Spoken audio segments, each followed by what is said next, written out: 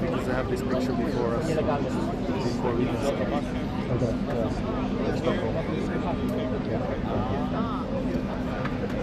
After this, I'm going to go in and listen to the oval. I want to stay here till you tell me anything else to be. No, I think, well, actually, let me see. Is there anything that you could leave? No. Okay. Is there anything we can leave there? You know where we were yesterday, queuing? If there's anything we could leave there. Well, maybe I could put my bag there.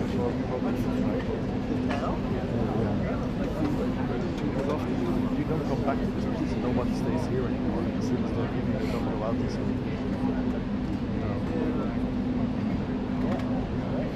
What's going on?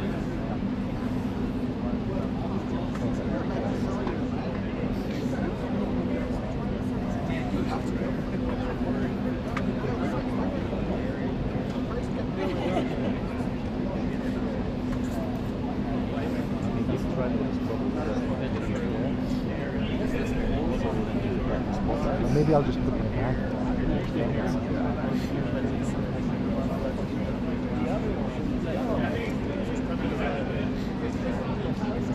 Marek, would you like spots here? Would you like spots here? Cześć. No, yeah, maybe in between those two.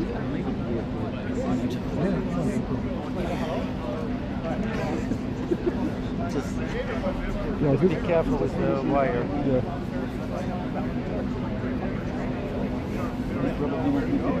Yeah, probably on that side, yeah.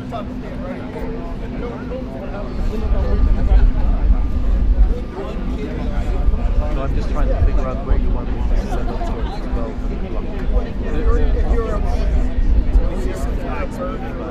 I think here. I think we're going to be here. Then I'm going to stick here and let you go for the... Either I take this one or I'll just put my bag. Yeah, I mean this one is really good. Then My lights try to... Okay, no credentials in this bag.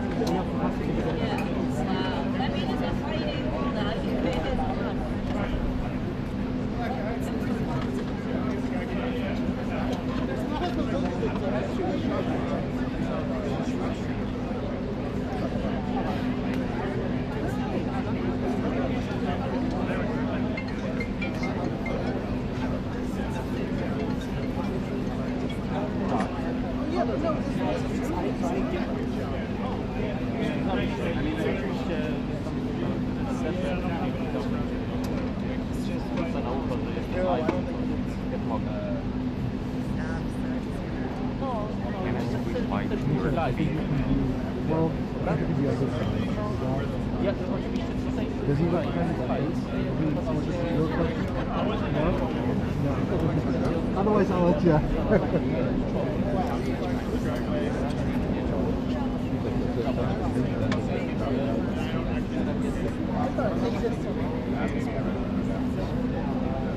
Well, look, it's just about the impression, right? If they say a single word, it's interesting just to see.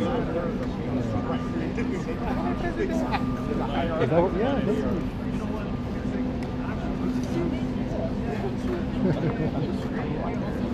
that's good. And as soon as he comes, I'm going to grab my mic there, but I'll wait. I guess going live. No, not for this particular thing, but we want to capture the sound if we can.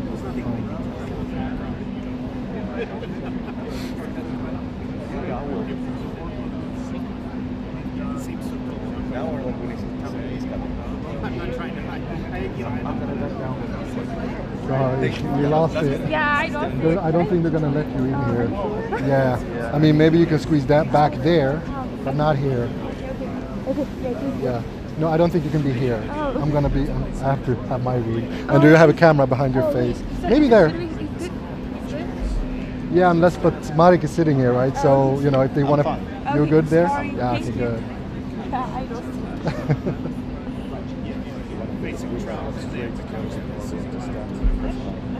You good? It's such a horrible thing to say in our profession, right? We're so used to being uncomfortable. We're standing for hours. Pretty normal. Hey, Misha, was Rubio at the press conference yesterday at all? I didn't see him. He was at the Oval, but I did not see him during the press conference.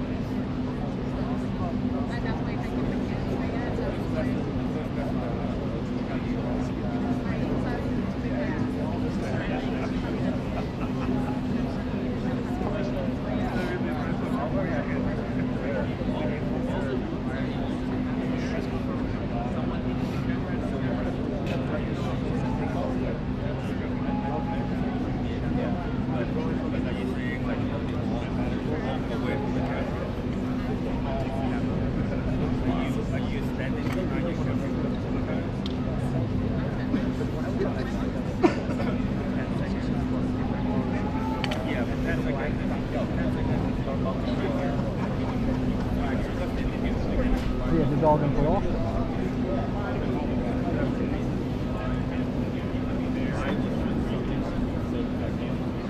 Tredje dagen. Utländskt besök här i huset. Den här gången är det mer press än de andra dagarna. Det är Volodymyr Zelensky, Ukrainas president, som kommer hit och ska underteckna ett avtal med vad Trump hade tänkt. Det är ganska mycket som är lite oklart om det här avtalet.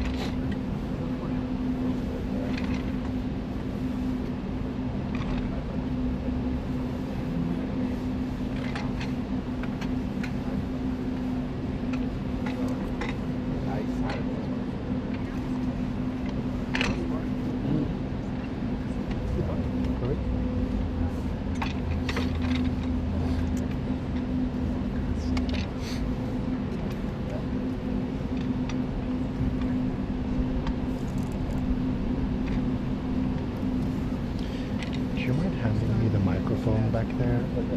Yeah, just lift it straight up. Thank you so much. Appreciate that.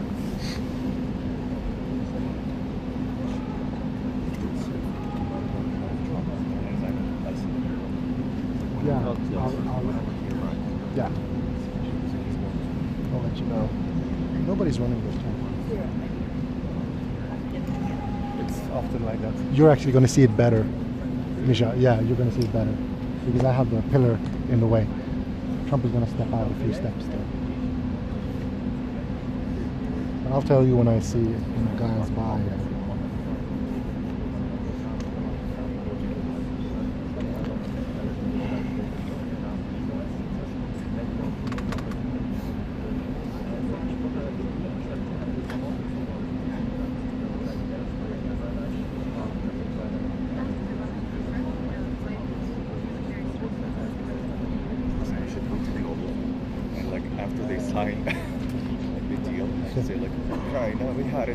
Vi har ett resultat!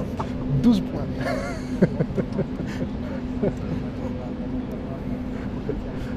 Nobody got that joke by me.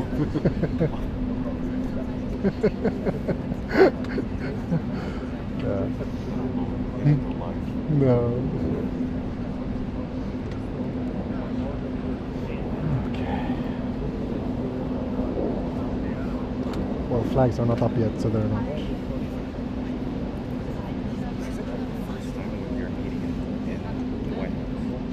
Yeah, them two, yes, I mean, he was here, was it 3 times to meet with Biden, I think, but first time for them here, although they did meet in New York, of course. He met in New York with Trump. Was it twice? Yeah, okay.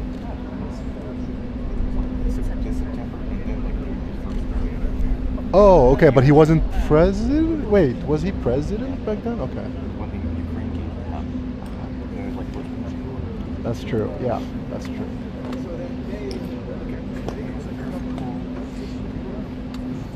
Yeah.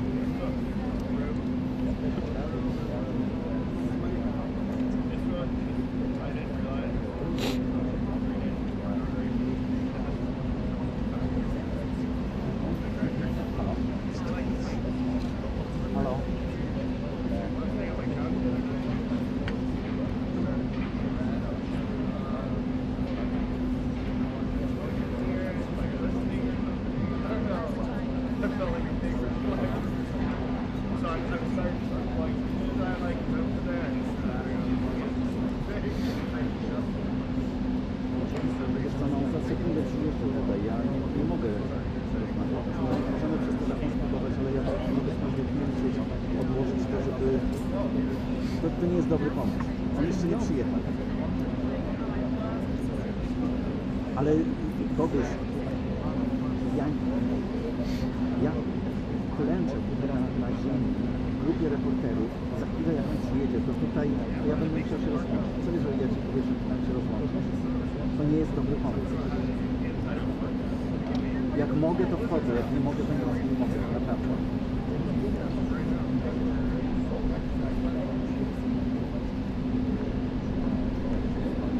Chyba, że teraz, w tej sekundzie.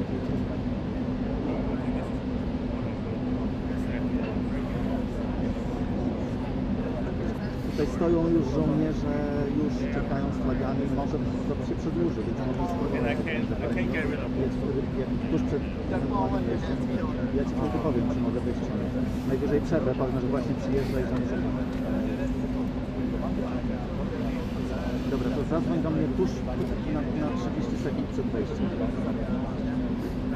Na komórkę, przez komórkę.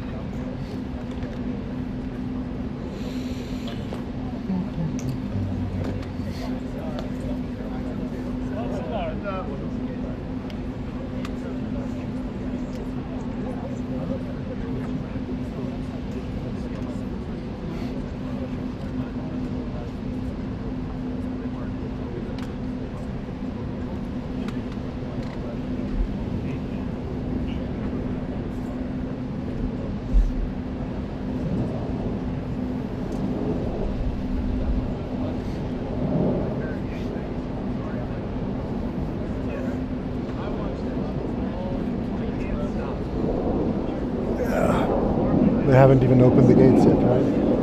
No. And they haven't raised these flags either, so.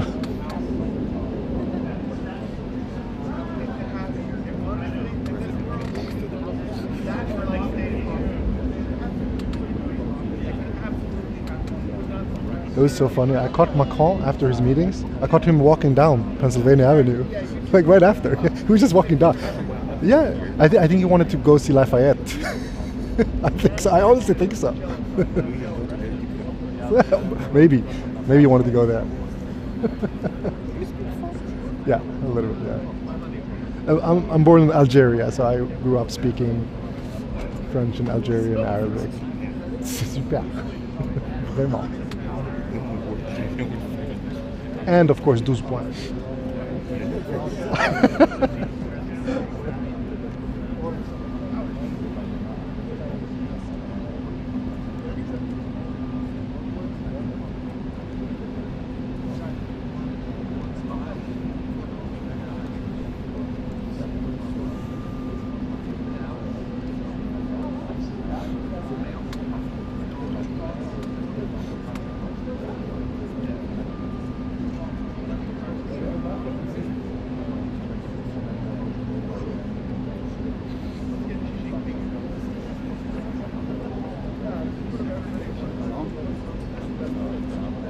Teraz szybko, no możemy.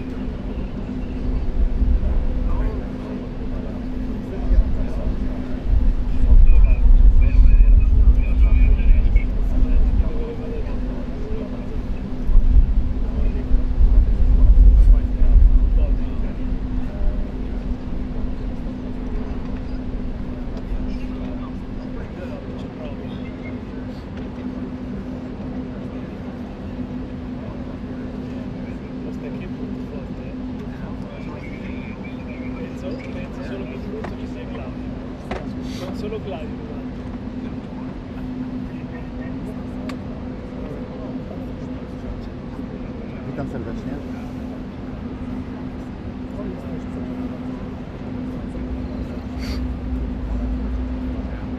Jeszcze nie, ale wszyscy czekają tutaj na niego. Ja jestem w grupie kilkuset dziennikarzy, którzy zgromadzili się przy zachodnim skrzydle Białego Domu, przy wejściu do zachodniego skrzydła, gdzie już są rozstawieni żołnierze z kordonu reprezentacyjnego z 56 flagami reprezentującymi wszystkie Stany i wszystkie terytoria Stanów Zjednoczonych. Także dosłownie za kilka minut Zelensky limuzyną powinien tu przyjechać. Będzie witany przez samego Donalda Trumpa, tak jak przywódcy Francji i Wielkiej Brytanii w tym tygodniu.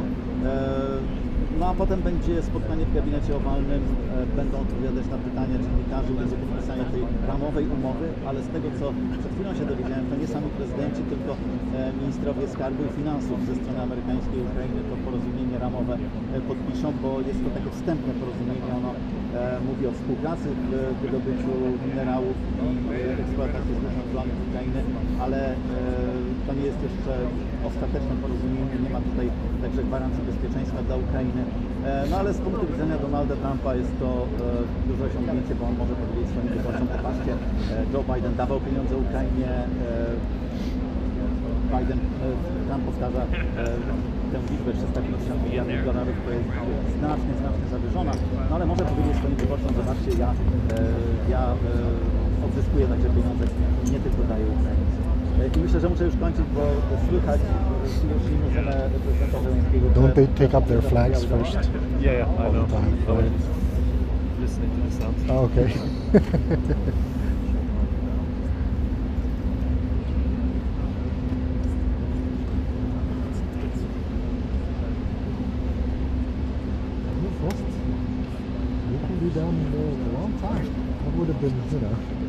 I would have fallen over already.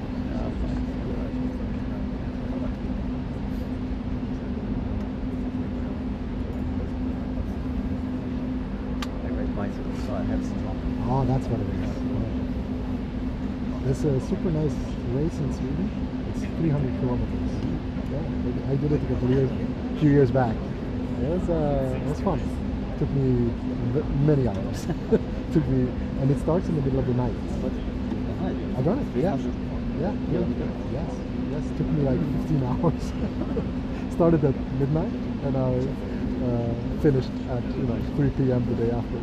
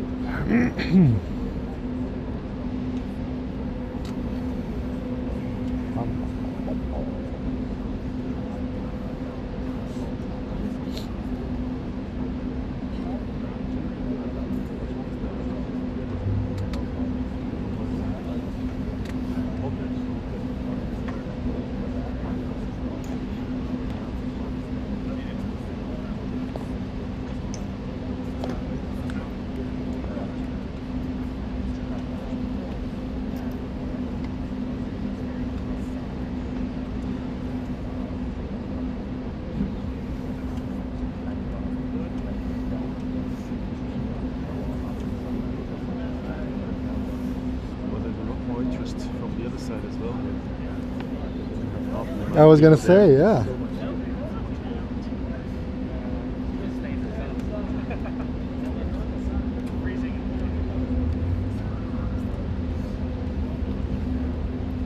Can you take a quick picture? Laying down.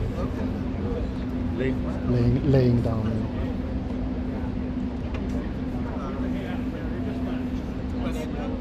Thank you, Misha. Thanks. Last ones I couldn't see, but Perfect, thanks.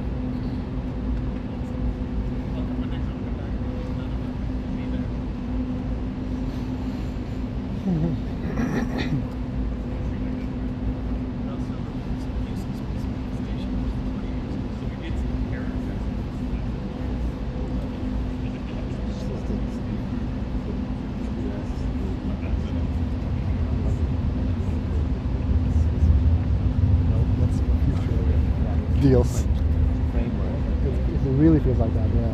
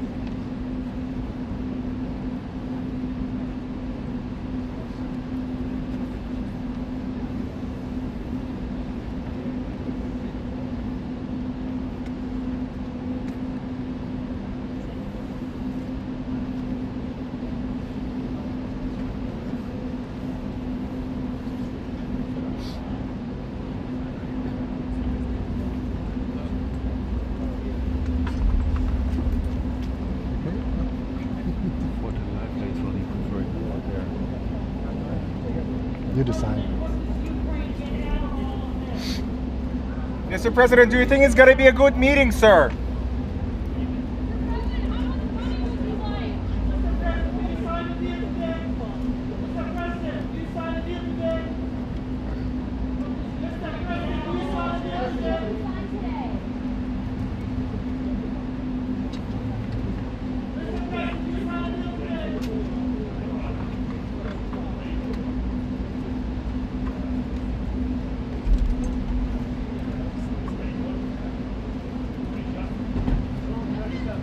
President Trump, what's your message to Vladimir Putin, sir?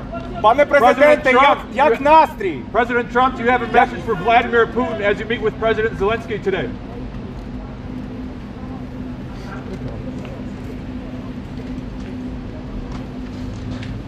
He replied to something, didn't he? Couldn't hear though. Yeah, me too. Okay. Owen, did he show thumbs up like a meme? At some point it did, but I'm not sure when that exactly was.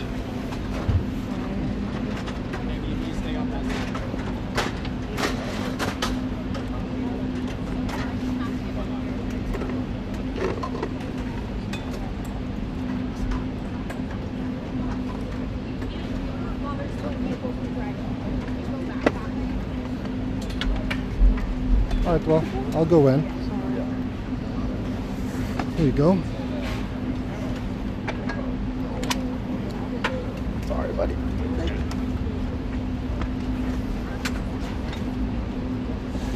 We can go this way, and we're gonna meet right back there. Of course.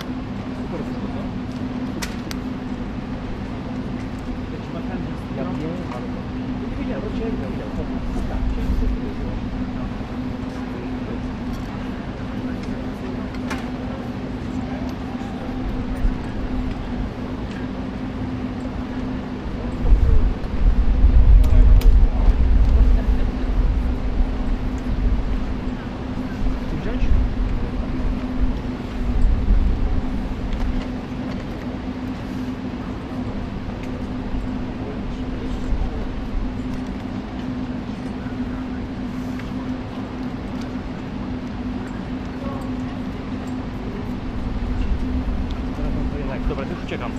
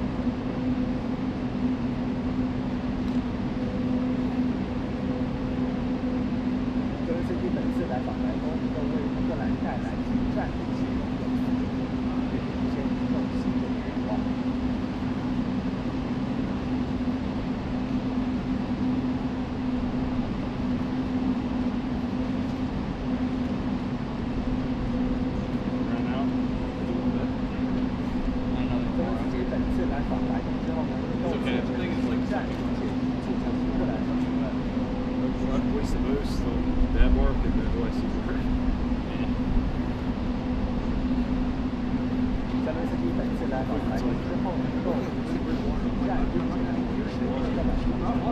相信。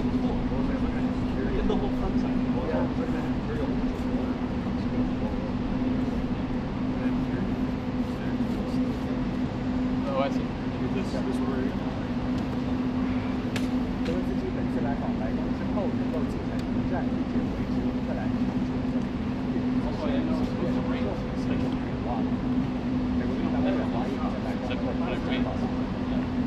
That's like the rare case.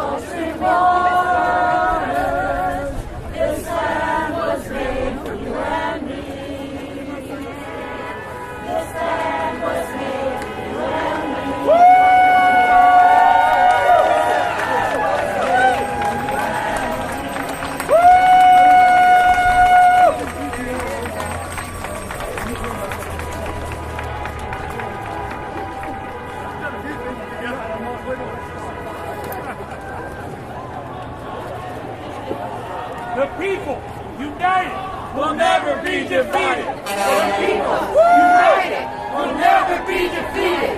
The people united will never be defeated. The people united will never be defeated. The people united will never be defeated. The people united will never be defeated. The people united will never be defeated. The people united will never be defeated. The people united will never be defeated. The people united will never be defeated. The people united will never be defeated. The people united will never be defeated. The people united will never be defeated. The people united will never be defeated. The people united will never be defeated. The people united will never be defeated. The people united will never be defeated. The people united will never be defeated. The people united will never be defeated. The people united will never be defeated. The people united will never be defeated. The people united will never be defeated. The people united will never be defeated. The people united will never be defeated.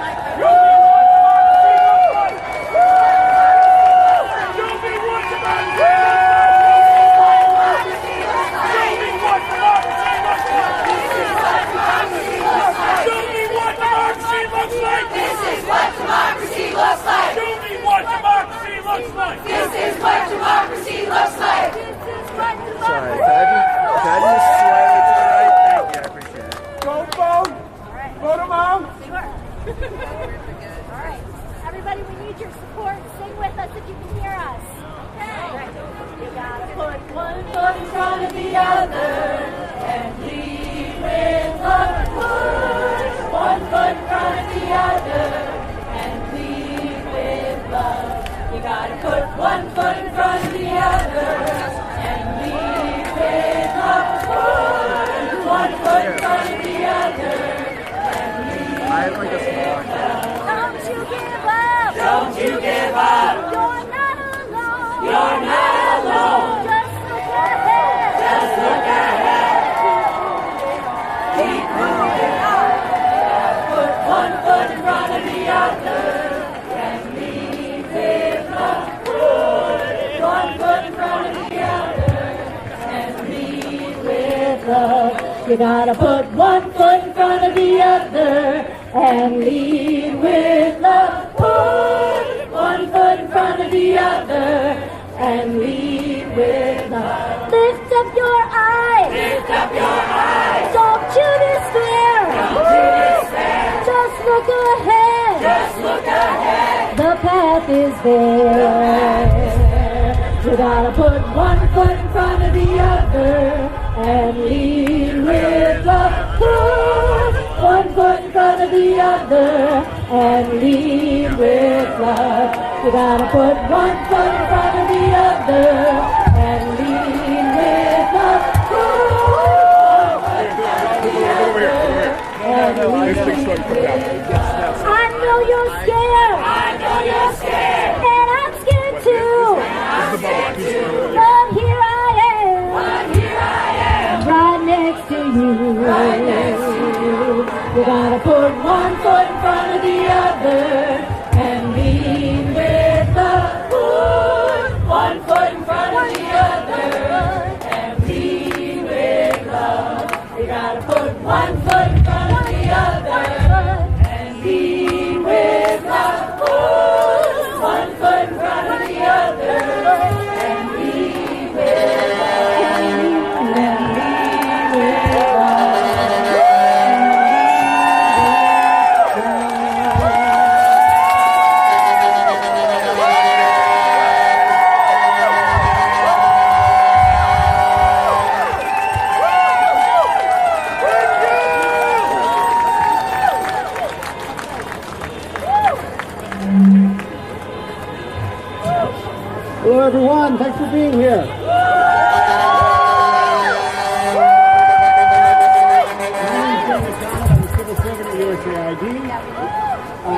thank you all for being here for 2 days to support USAID staff as they've been packing up their belongings, as they've been walking out.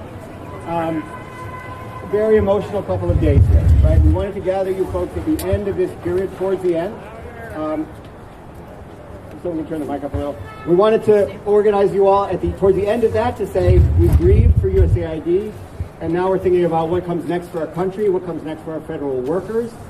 We feel here that we are the first domino to fall, but that this is a national issue, and this is an issue related to the Constitution of the United States. It's an issue related to the fundamental system of our federal government. We're going to keep turning the mic up until it won't go up anymore.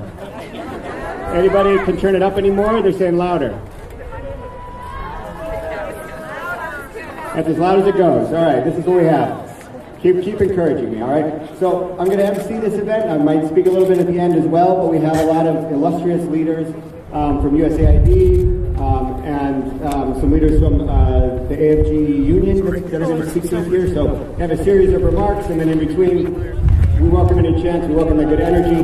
The one note I want to make is that as staff exit this door, if they do, we're going to interrupt things, we're going to clap for them as they come out. I think most of them are going to go around the backside, and they're getting a lot of support there. But the intention is not that this should diminish those last few rounds of staff and the support we show, but that this should bolster them as they go back out into the world and figure out what's next, okay? So, thank you all very much, again, for your support, for all the love you've shown. It's been a very emotional couple of days. First, I'm going to turn the microphone over to Brian Atwood, former USAID administrator.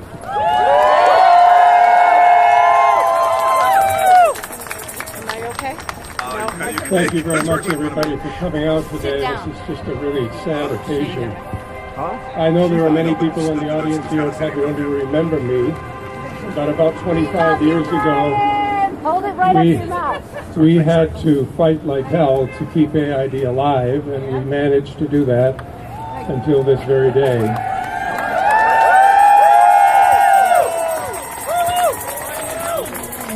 Those who work for AID are the very best of what America is all about.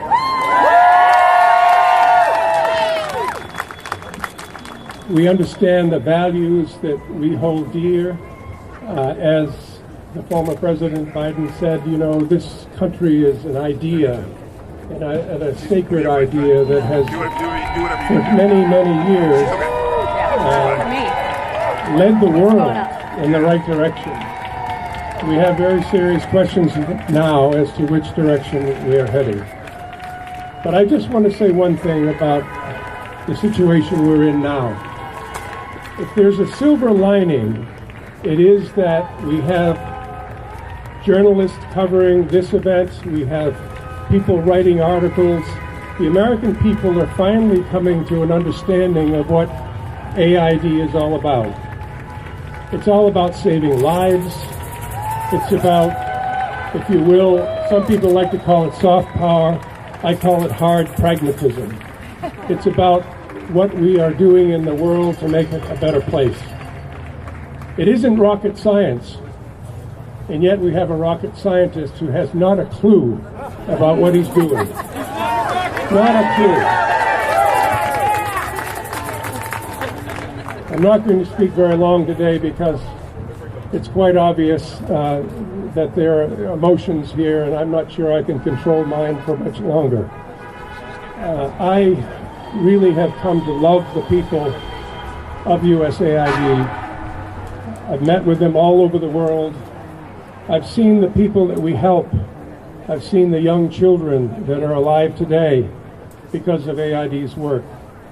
I know that the work that we do overseas helps Americans too. I mean, it's just amazing to me that we could go through a pandemic that started many, many miles away and doesn't know any borders, and yet we've foregone the opportunity to protect ourselves against infectious disease. We've allowed our famine early warning system to go dark so that we can no longer tell when the rest of the world will be confronted with a famine. We can't provide the food aid that is necessary. We can't provide the humanitarian relief that is necessary in places like Sudan, the worst humanitarian crisis in the world today. We can't do these things because AID is basically been dismantled to this point. But believe me, the fight isn't over. We still have the possibility.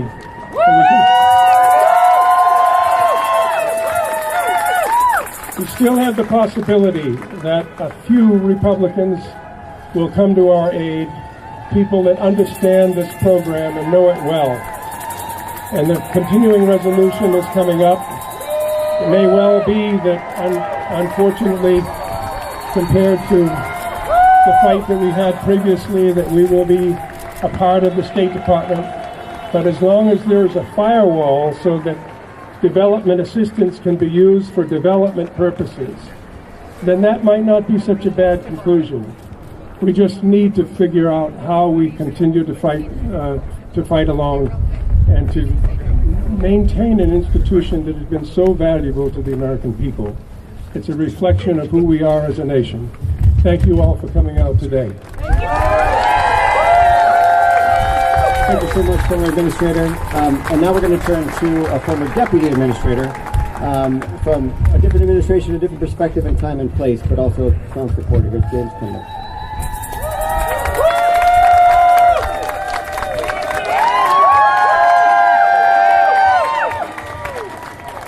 My name is Jim Kunder, and I had the privilege of serving in 3 Republican administrations here. What strikes me about this is a little historical perspective. I used to work for a guy by the name of Ronald Reagan, who famously said, "A starving child knows no politics." A starving child knows no politics, and now I've come to live in a Republican administration that apparently is willing to starve any number of children around the world to score a few cheap political points with its base.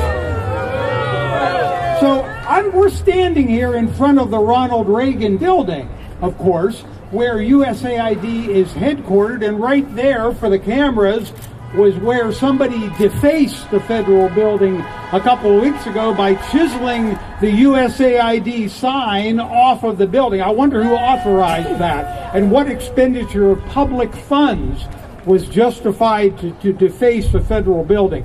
But what really bothers me about this building right now is that inside, just 100 feet from where we are, is the memorial to the dozens of USAID officers who died for our country, patriotic Americans who died in the hardest working environments in the world. They are memorialized on a plaque which is now blocked from public view by black shrouding. So I have a request for Elon Musk and the president. It's just a short ride over here from the White House. They ought to get in the car, come over here, and look at those dozens of names up on the wall of USAID officers. I just have one last point, because you've been out here in the cold. In addition to working for USAID, I've worked for another part of the U.S. government.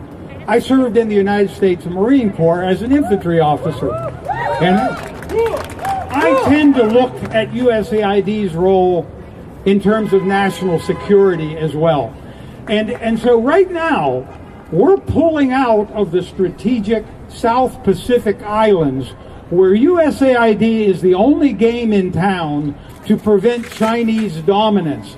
So if people really cared about making America strong and making America secure, why in the hell would they be ending USAID?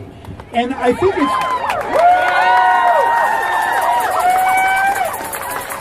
it's very, very symbolic that Elon Musk and his children's crusade are turning this space over to the Department of Homeland Security. Why? Because in stripping USAID people off of the front lines around the world, where they're battling threats to our security, sure as hell, the Department of Homeland Security is going to have more business right here in the United States of America.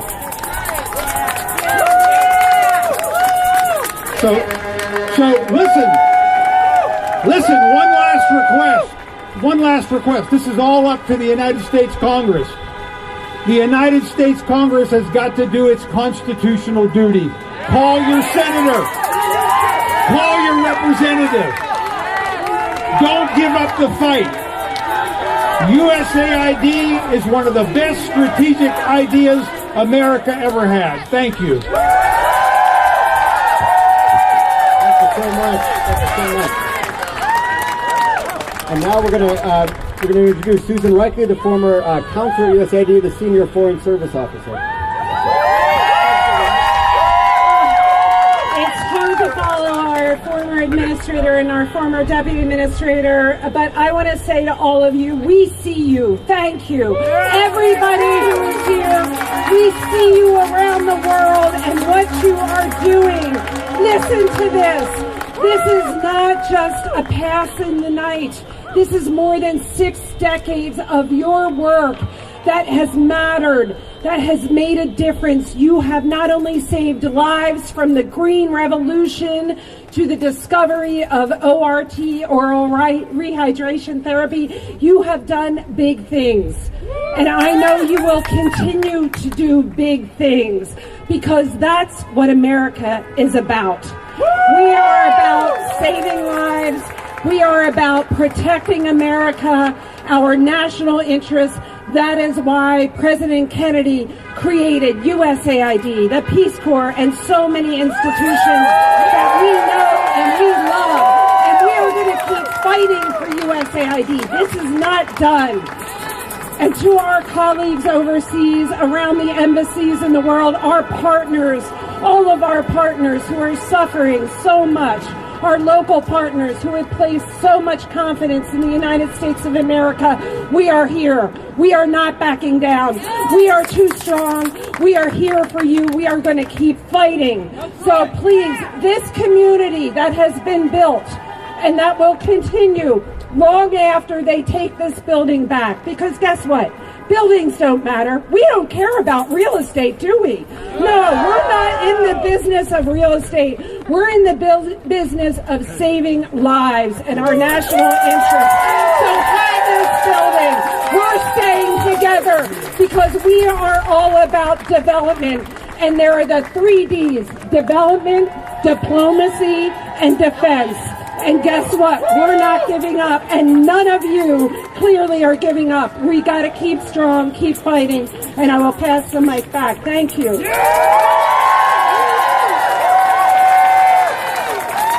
Thanks so much, Susan. And now I'm going to introduce Chris, also a former counselor at USAID. Thank you. We are USAID, and we are proud. We are USAID. We are proud. We are USAID. We are proud. We are USAID. We are proud. But this is about more than USAID. This is about our democracy. This is about the world's richest man eroding our institutions and bringing dishonor to our country. This is about our values, which are being denigrated. This is about 94% of assistance programs being turned off. This is about humanitarian assistance that got a waiver that is now being turned off. This is about people dying. What a legacy. Which is the criminal organization here? This is about our institutions. Where are you, Congress? Speak up. Do your job. This is about American leadership. It's about our place in the world. It's about supporting democracies, not canceling the programs that hold out light for those under oppression. It's about building a better world. As Susan said, USAID is not this building. USAID are the values we all have, values that unite us, values based on human dignity. Yes! No one can take that from you. No one. No one. No one. So we are USAID, and we are proud.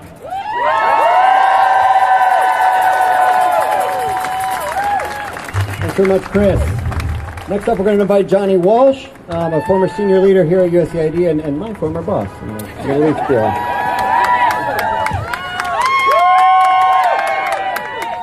Thank you, Dan. I feel like such an imperfect vessel for this. I'm nowhere near as illustrious as the people you just heard from. But I've also just watched my friends, my colleagues, all of these heroes, these patriotic, creative, strategic American heroes walk out of the building, carrying their boxes in images that I hope will last for generations. And we all have to do something, right? I got into this business because I was raised Catholic and taught to be a good Christian and to live by actual words that Jesus said. And it's only human that that means a different thing to all of us. But if there's one matter of policy that I think Jesus could not have been more clear on, it's only one thing. It's help the poor. Help the poor. This behind us, this is the main way our society, our government helps the poor all over the world. And those principles have abandoned us today at the highest levels of leadership. But there is so much belief in what this stood for. I'll just share that the first time I encountered USAID, long before I came to work here, I was serving in Iraq for others, and I encountered these USAID officers in the furthest, most dangerous parts of the country, as far out as any soldier or intelligence officer. And they didn't have a gun, but by their ingenuity, by their local contacts, and a USAID officer's natural instinct for how to make a few dollars go a very long way, they were turning the entire Sunni insurgency to our side. They were saving lives every day, American and Iraqi. And that's so representative of what's best about this building.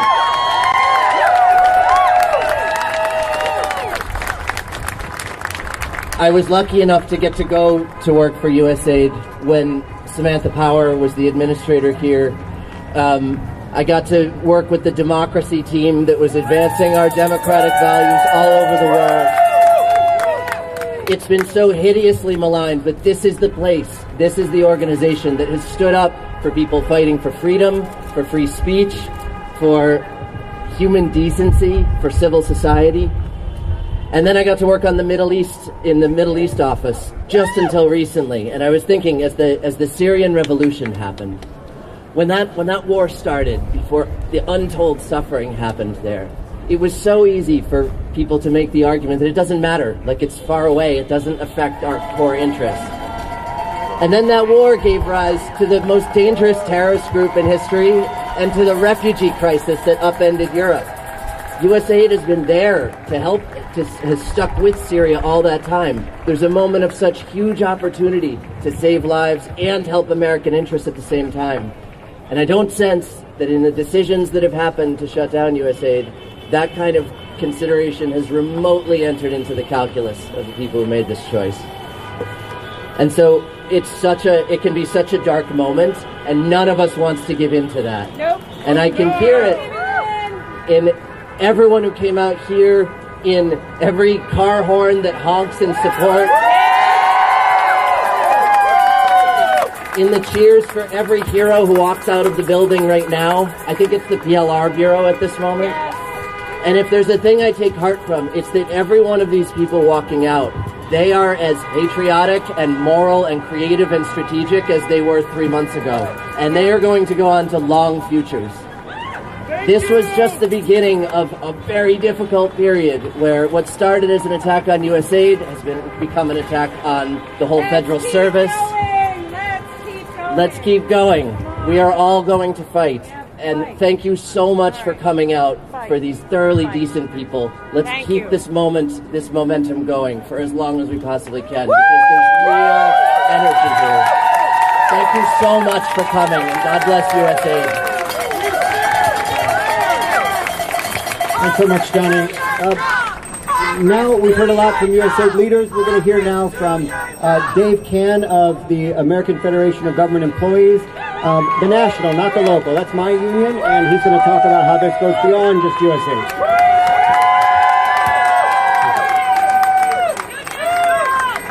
Dear brothers and sisters from USA, I am here with AFGE representing 800,000 federal employees, including USA. And you are not alone. You are not alone.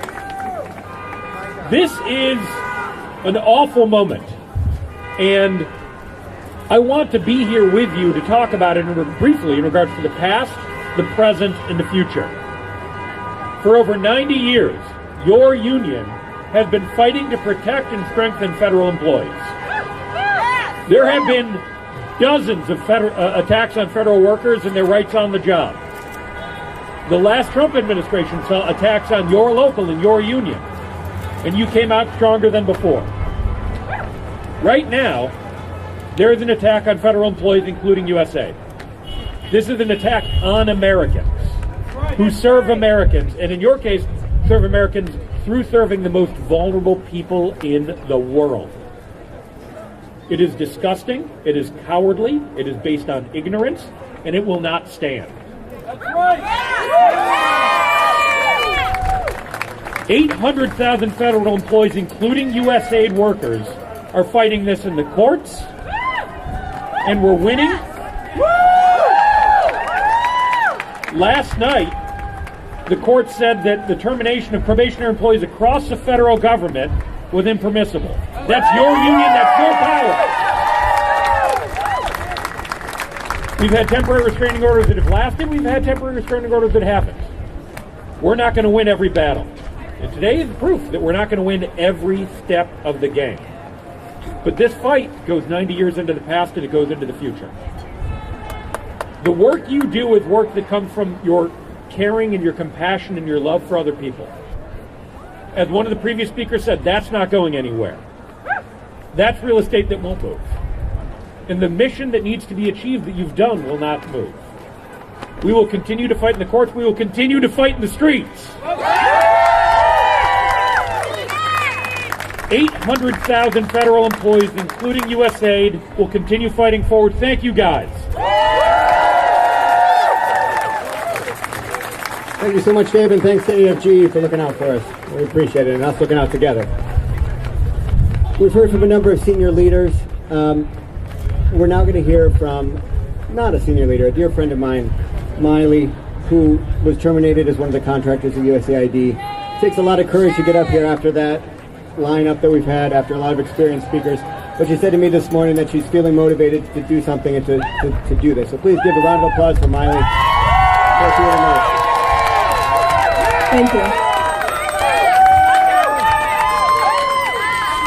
I wrote some thoughts down last night to process the events of today, and frankly, the events of every day since the day I was furloughed 32 days ago, with no actual goal of speaking today.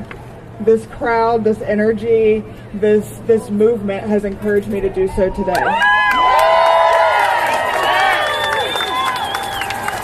Although, like Dan mentioned, it is hard to follow the speakers before me, I'd like to share with you what I wrote. I stared at this blank page for a long time, just as we stare at this blank keystone above the USAID entrance today, wondering what I could possibly say to meet the moment. While I may be upset about the loss of my job and those of my colleagues, enraged over the complete disregard of a key part of the national security equation, and sickened by the waste of humanitarian assistance, this represents something so much bigger than that. USAID is the first domino to fall in an active effort to circumvent constitutional processes.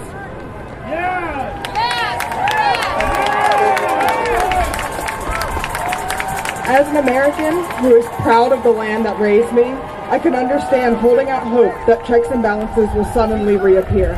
I can understand being optimistic in hopes that the America we all once knew will appear again. I can understand wanting to believe that those in power in our government are not this malicious. But what do I say? What can I say that will affect the narrative and effectively communicate these points to those who just don't see it? Again, I return to this blank page. After all, I'm a nobody. Who's going to listen to me? I am one low-level contractor who lost her job after a very brief career at USAID compared to a lot of those standing around me today.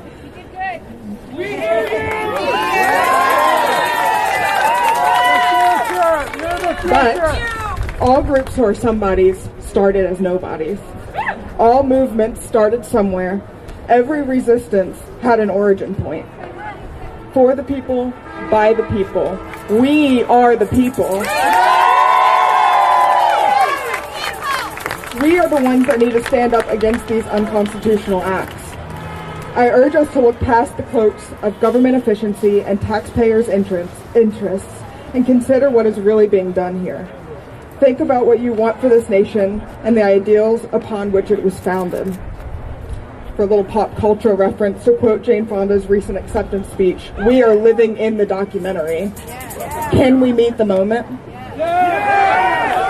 Thank you all so much for being here today.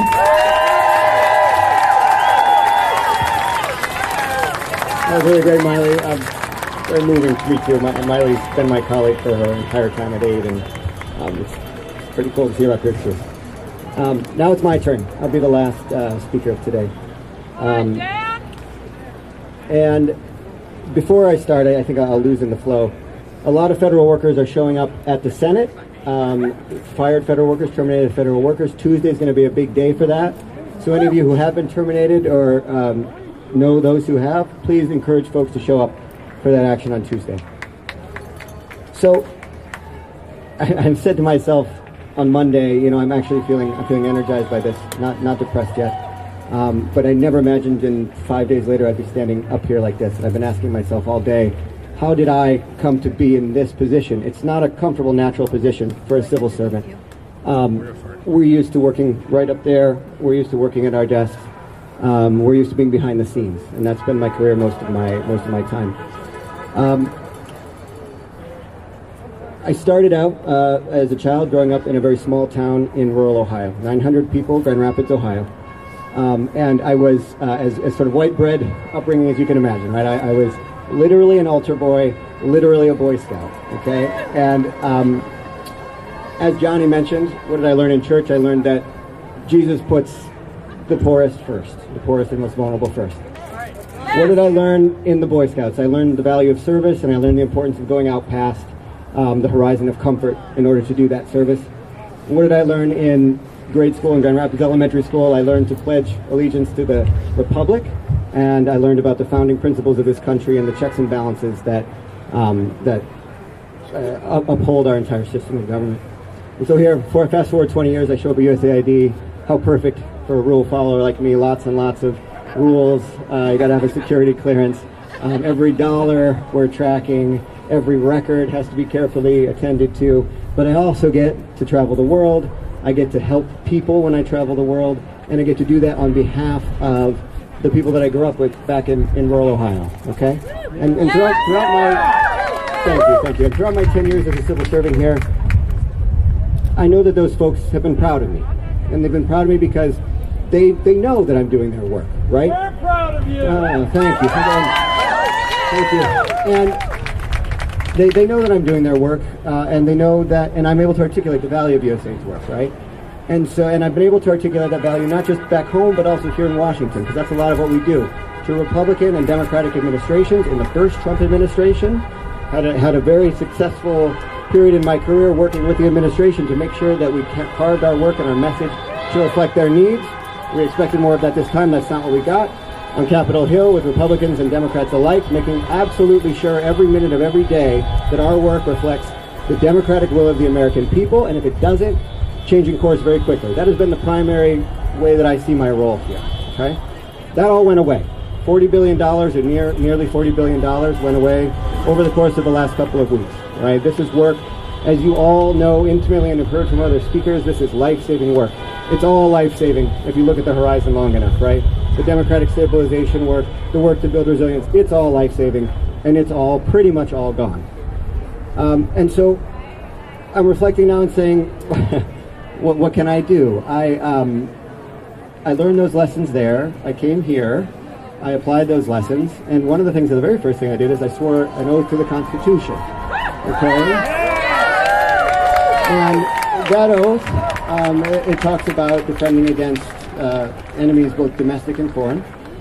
And now my computer's been turned off. My office has been closed. And I'm thinking to myself, what elements of my mission here can I still uphold? Okay, love to be getting back to work, and much kudos to those folks in our humanitarians who are still working, those few. But the one part of that mission that I can still uphold is that defense of the Constitution, and that's really what I feel. Thank you. And that's really what I feel is at stake right now, and the reason that the reason that I decided to take this risk, right? Again, not so typical to be up in front as a civil servant. And so in that spirit, myself and many colleagues have decided that it's time to do something more. We're doing something more, and that I've tried to find strength in the love and support that you've all shown. And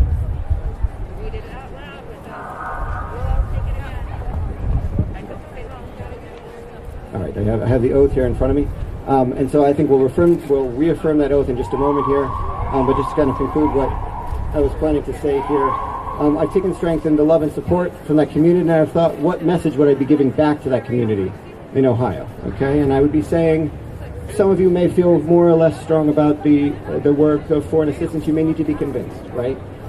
But one thing that's absolutely certain is that this is not an attack on me. It's not an attack on this agency.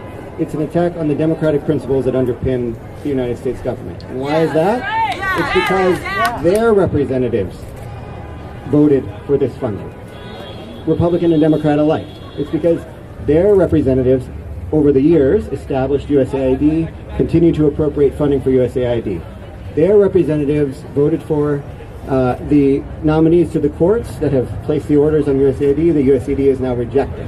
And so, yes, USAID is important. Yes, the work we do is important. Yes, we as civil servants are important. But the message I would take back to them is that the American people are under attack in a very fundamental way right now. And that USAID is the canary in the coal mine, and that canary is gasping for breath. And I heard a lot of optimism from my colleagues here that it may not be over, and I agree with that optimism. And that's why I'm standing up here today. And so I hope that that message gets out, not just to those of us who've always been supporters, but also those skeptics, right? This is about a lot more at stake than just federal workers, and that's a lot by itself. And so I was just handed the card for the oath to the Constitution, and so I think we're going to say it here together. But yeah, I think we're going to say it here together. So I do solemnly swear that I will support and defend the Constitution of the United States against all enemies, foreign and domestic. That I will bear true faith and allegiance to the same. That I take this obligation freely. The United States of America, and for the good of the world. I'm aligned with the world, and I want to get this thing over with. You see the hatred he's got for Putin. It's very tough for me to make a deal with that kind of hate. He's got tremendous hatred, and I understand that, but I can tell you the other side isn't exactly in love with, him either. So it's not a question of alignment. I'm aligned with the world. I want to get the thing set. I'm aligned with Europe. I want to see if we can get this thing done.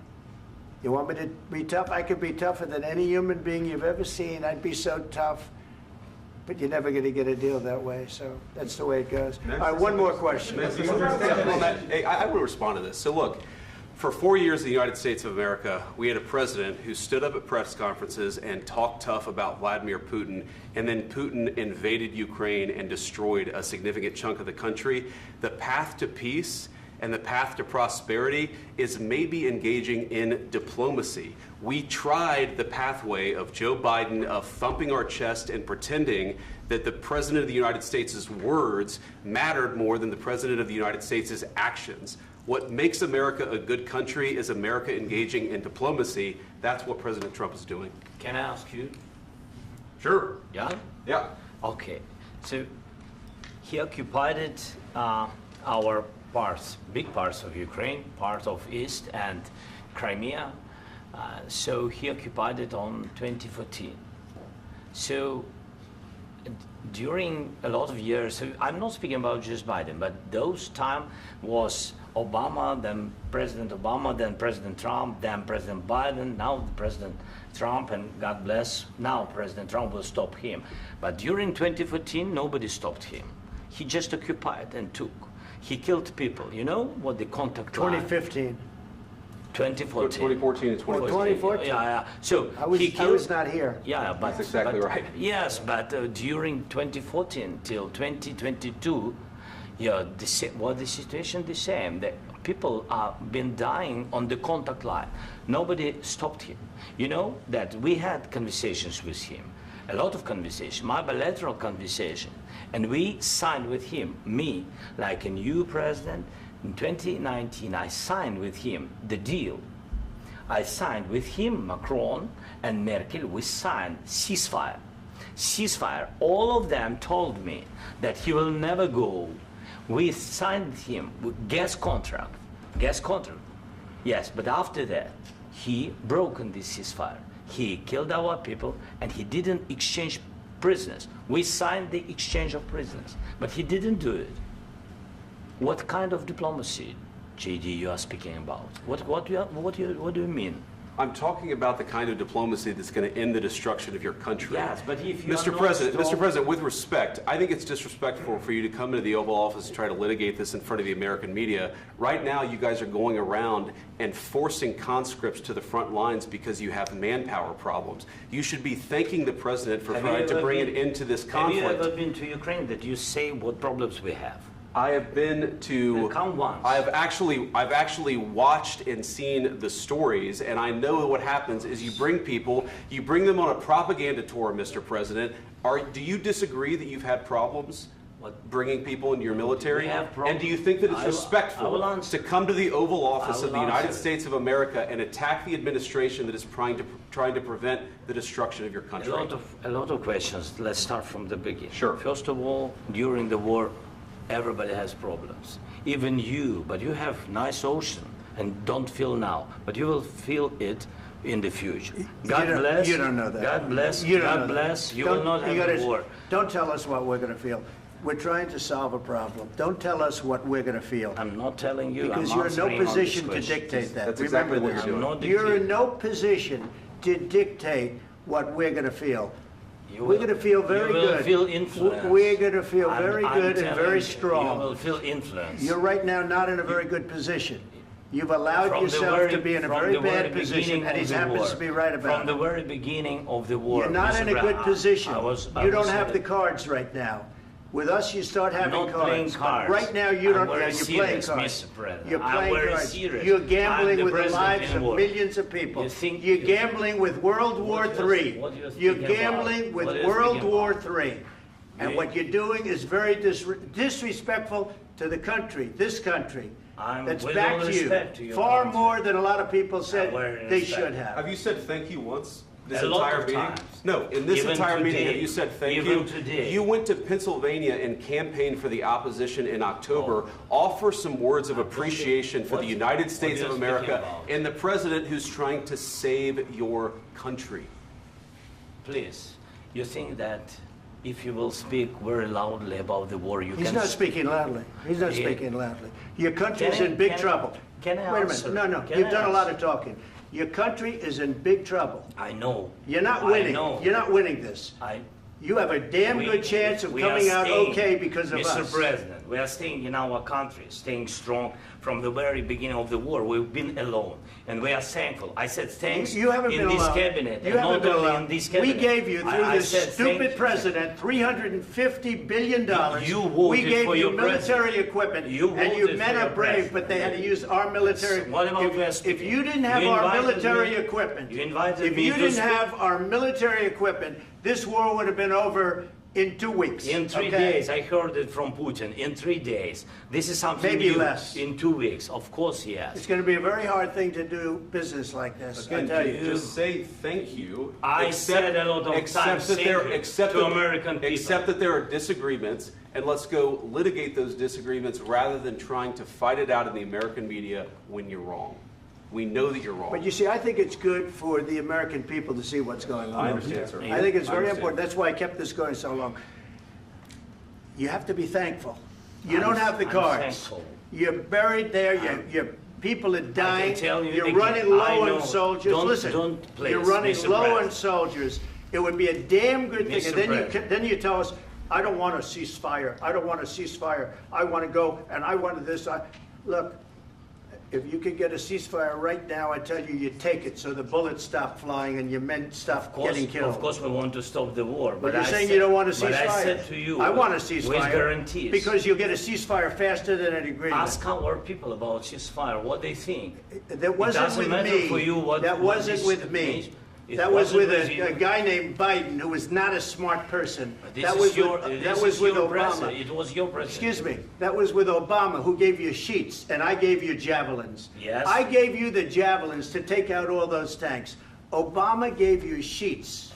In fact, the statement is Obama gave sheets and Trump gave javelins. You got to be more thankful, because let me tell you, you don't have the cards. With us, you have the cards. But without us, you don't have any cards. One more question to Mr. Vice President.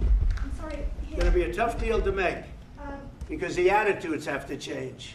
What if Russia breaks ceasefire? What if Russia breaks peace talks? What do you do then?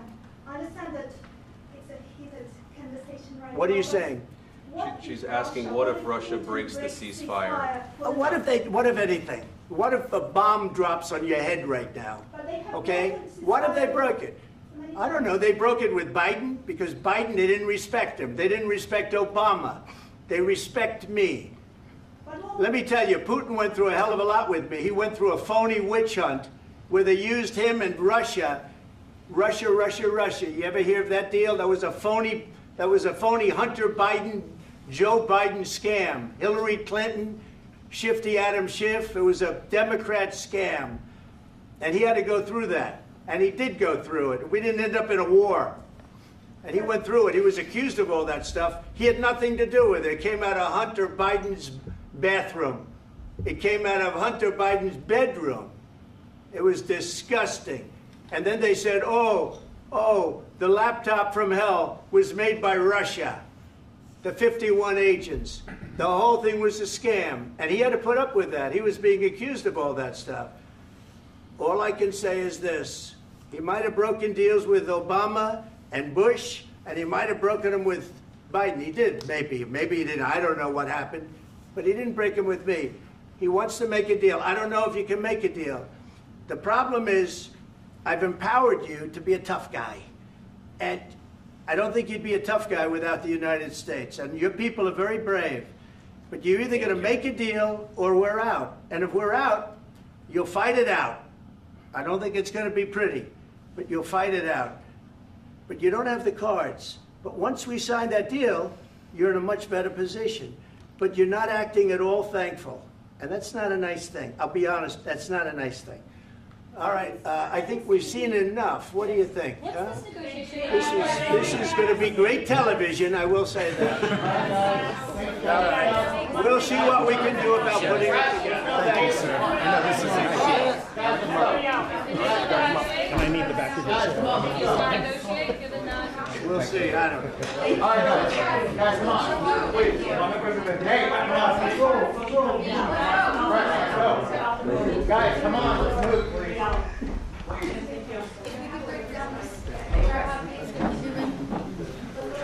Thank you.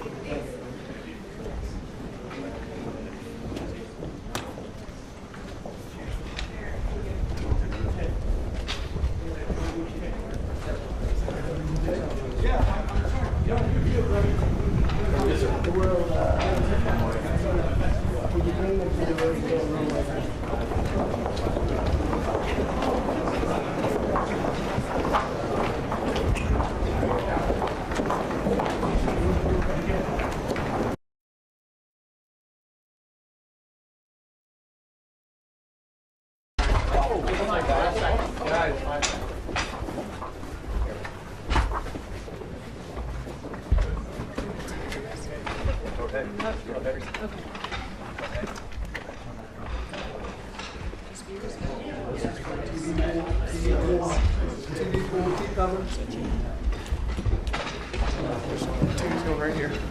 Right here.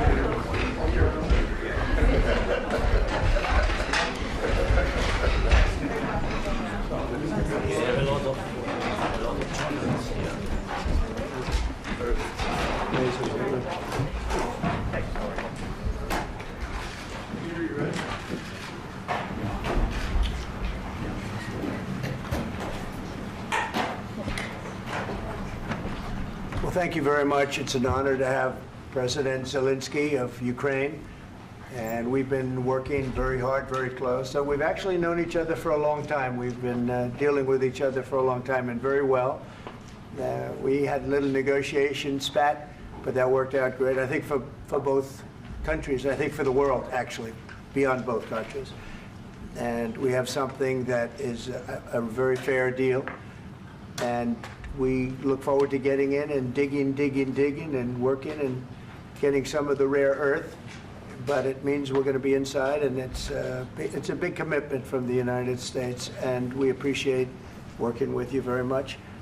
And we will continue to do that. We have had some very good discussions with Russia. I spoke with President Putin, and we're going to try and bring this to a close. It's something that you want and that he wants. We have to negotiate a deal, but we've started the confines of a deal, and I think something can happen.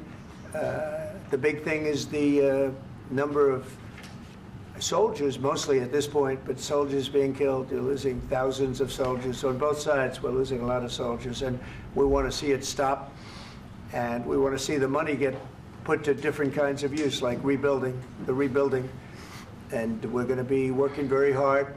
But we've had a lot of very good conversations. I will say, until we came along, the Biden administration didn't speak to Russia whatsoever.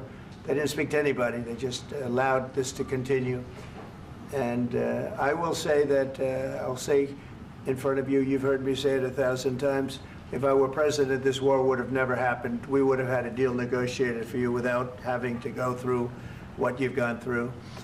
But your soldiers have been unbelievably brave. We've given them great equipment, but somebody has to use the equipment. They've been unbelievably brave, and we give them great credit. This was supposed to be over very quickly, and here we are 3 years later. So I give tremendous credit to your generals and your soldiers and yourself, in the sense that it's been very hard fighting, very tough fighting. They're great fighters, and you have to be very proud of them from that standpoint. But now we want to get it over with.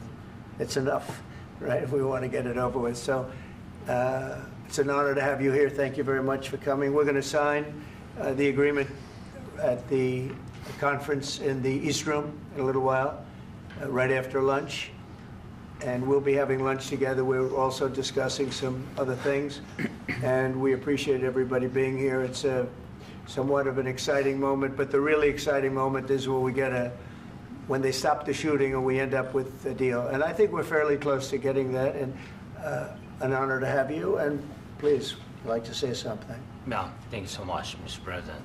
Thank you for invitation. And really, I hope that this first document will be first step to real security guarantees for Ukraine, our people, our children. I really count on it. And of course, we count that America will not stop support. Really, for us, it's very important to support and to continue it. I want to discuss it with details further during our conversation, and of course, the infrastructure or security guarantees. Because for today, I understand what Europe is ready to do. And of course, I want to discuss with you what the United States will be ready to do. And I really count on your strong position to stop Putin. And you said that enough with the war. I think that is very important, Ben, to say these words to Putin at the very beginning of war, because he is a killer and terrorist. But I hope that together we can stop him. But for us, it's very important to, to save our country, our values, our freedom and democracy, and of course, no compromises with the killer about our territories, but it will be later. And of course, what I wanted, we spoke about it by phone with you, about the drones production. We have very good drones production. I think the best one in the world for today, because of the war. Yes, and of course, we need very much the air defense. You have the best air defense in the world, and really you helped us under attacks of Russians. And I want to speak how we can exchange the licenses. We're open to share the licenses of all our drones with you, of course, with the United States. And we need licenses for quick production of air defense. Even after the war, we need our nation to be calm, that we are secure. So that's why we need this air shield. And of course, about this I want to speak about the contingents. I think that France and UK already spoke to you, and we know that Europe is ready, but without the United States, they will not be ready to be as strong as we need. And the last point, last not least, about exchange, about our people and children. And you know that these crazy Russians, that they stolen 20,000 of children, Ukrainian children. They changed their names, they changed their, their families, relatives, and now they're in Russia. We want to bring them back, and really, it's a big, big dream, task, and goal for me, and our warriors. By the way, Mr. President, we exchanged, released more than 4,000 warriors from Russian prison, but there are thousands more in the prison. I wanted to share with you some images. How it's just can I now? Yeah, please. Please. 1 minute. Just you to understand in what circumstances, in what situation they are, and what the attitude of Russia to our prisoners. That guys, just you before and after. And you see before and after, just you to understand. Now thousands of such guys, ladies and men, there, and so they don't eat, they beat them, and they, they do a lot of, bad things. So out of, even during the war, there are rules. Everybody knows there are rules during the war. So these guys, they don't have any rules. You see that 50, 60 kilograms left, and a lot of such things. And I didn't want to show you what the changes with images of children, because I will just share with you. And, I mean, it's looking tragic. Yeah, that's tough stuff. Yeah, I wanted very much to give you, and you see. Yeah. This is pastor, by the way. They stolen pastors because it's not Russian church. They stolen pastors and moved pastors to the prison. At the end of last year, we brought 3 pastors, and we could exchange them. And this is pastor, you see. Yeah, that's tough.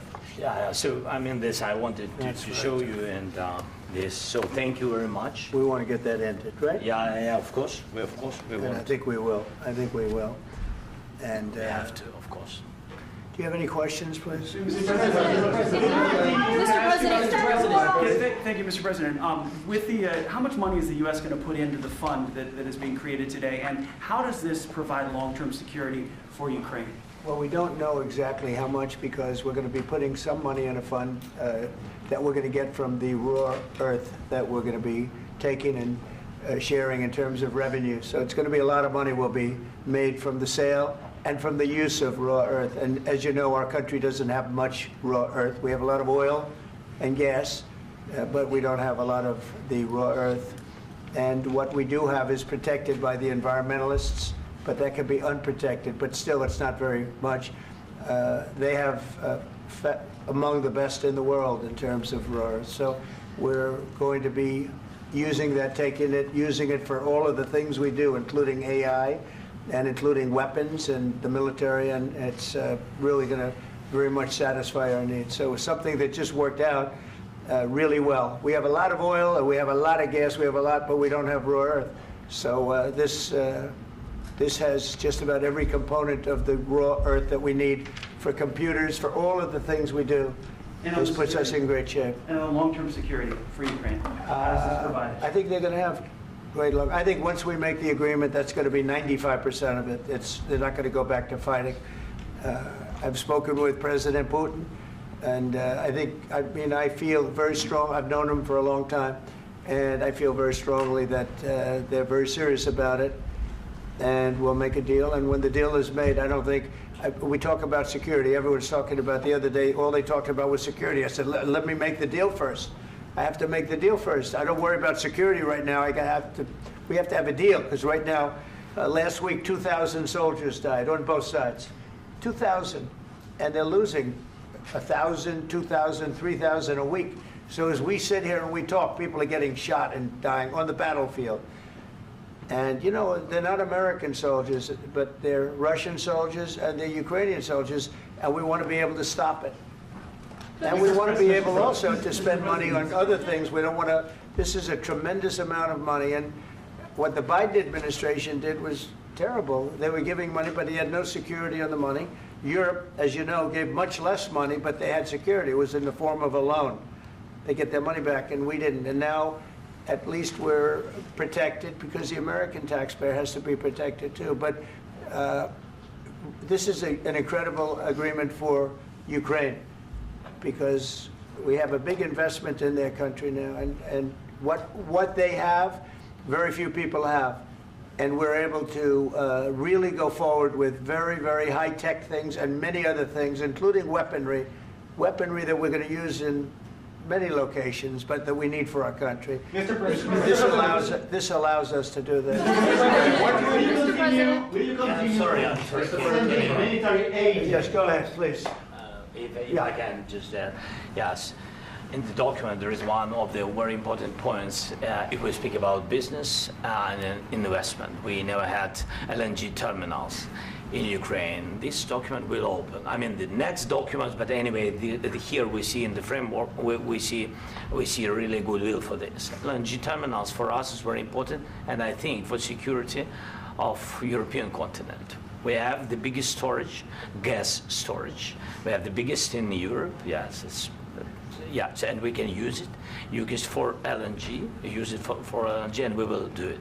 And really, we can help Europe because Europe really helped. President Trump said that they made less support, but they are our friends, and they are our very supportive partners. They really gave a lot, Mr. President. They did. They gave a lot, but they gave much less. No. Much less. No. No. No. Okay. Okay.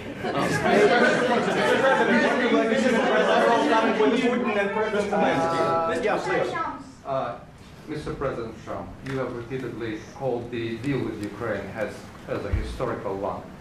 And as a President of the United States, you make historical decisions in other issues which affect America and other world. So what place in the world history do you want to take? And do you associate yourself with any famous historical figures? Yeah, I'd say George Washington, Abraham Lincoln. I would say I'm far superior to George Washington and Abraham Lincoln. Now, you know I'm only kidding, right? Because when I say that, the fake news is going to go wild. They're going to say he considers himself to be better than Washington. But you never know. You never know. I don't compare myself to anybody. I'm here to do a job. We've had a great 35 days or whatever it might be, a month, a little more than a month. We've accomplished tremendous amounts. Not only this would be a very great achievement if we could get the war stopped and get them back to normalization. I think that's going to happen. We've had very good talks on both sides, as you know. But I think we've done a very good job, just generally. If you look at all of the things we've done in 30 days, they're saying there's never been a opening for a president. The first month, there's never been a first month like we've had. And this is one of the very important things. This, to me, is one of the most important things because we have tremendous death taking place as we speak, and I don't want to have that. You know, think of the parents, whether they're in Russia or Ukraine, think of the parents of all these people being killed needlessly. They came to our territory. Should have never started. This would have, if I were president, this would have never started. Mr. President, where has out your conviction? Mr. President, will you continue sending military aid to Ukraine after the U.S. signs this agreement with Ukraine? Yeah, we're going to be continuing. To President Zelensky, do you feel like the U.S. is on your side? That President Trump is on your side at this moment? What do you think? He wants to know, do you think that, sort of a stupid question. I guess we wouldn't be here if I wasn't. I think that the United States on our side from the very beginning of occupation, and I think that President Trump on our side, and of course, I'm sure that the United States President will not stop support. This is crucial for us. It's important for us. Yes. And Putin, the president speaks about the people and the soldiers which are dying, but they came to our territory, they came to our land. They began this war, and they have to stop. And I think this is the question, with really the most important question. Can President Trump, I hope yes, with some other allies, to stop Putin, withdraw these enemies, our enemy, withdraw these troops from our land? And I think that you asked about the history, I think that if President, or when, he will stop Putin, if President Trump will bring peace to our country, I think he will be on this wall. We've had very, very good talks. Mr. President, to Ukraine. President Zelensky just said that there will be no compromises with Vladimir Putin. I just wanted to ask both of you. Firstly, are there compromises that you think that President Zelensky is going to have to make? And President Zelensky, is there anything that you might be thinking that you may be able to offer or bring to the table, for example, elections? Thank you. I think you're going to have to always make compromises. You can't do any deals without compromises. So certainly he's going to have to make some compromises, but hopefully they won't be as big as some people think you're going to have to make. That's all. That's all we can do. I'm here as an arbitrator, as a mediator to a certain extent between two parties that have been very hostile. To put it mildly, they've been very hostile. There's been a vicious war. There's been a vicious war. You know, it's a very level battlefield, and those bullets go out, and as I've said many times, we were talking about it with Pete, many times the only thing stopping those bullets is a human body. And in the case we're talking about, generally young human bodies are stopping a lot of bullets. It's dead level. That's why it's great farmland. It's great land. It's great farmland, but there's very little protection against the bullets that are being, and other things that are being shot. So all I can do is see if I can get everybody at the table and get an agreement. And I think we're going to end up with an agreement. Otherwise, I wouldn't probably be even here today. Mr. President, I've got two questions for you. You think ultimately your legacy will be the peacemaker and not the president that led this country into another war and ended foreign wars? And I've got a question. I hope it will. I mean, I hope I'm going to be remembered as a peacemaker. This would be a great thing if we could do this. I'm doing this to save lives more than anything else. Second is to save a lot of money, but I consider that to be far less important. So I hope I'm going to, thank you, Brian, for that question. It was a nice question. I hope I'll be known and recognized as a peacemaker. This would be a great thing to solve. This is a very dangerous situation. You know, this could lead to a third world war. This was headed in the wrong direction. If this election were lost, if we didn't win this election, and by we won it by a lot, that was a mandate. We won every swing state. We won the popular vote by millions and millions of votes. We won everything. The districts, you look at the areas of red, take a look at a map. This was a big mandate, and this was one of the things. I said, we're going to get this thing settled. If we didn't win, I think this could have very well ended up in a third world war, and that would not have been a good situation. What was your second question? And my second question for President Zelensky, why don't you wear a suit? You're at the highest, why don't you wear a suit? You're at the highest level in this country's office, and you refuse to wear a suit. Just want to see if do you own a suit? Yeah, problems. A lot of Americans have problems with you not respecting the dignity of this office. I will wear a costume after this war will finish. Okay. Yes, maybe one. Maybe something like this. Something like yours. Yes. That'd be great. Maybe something better. I don't know. Yeah. We will see.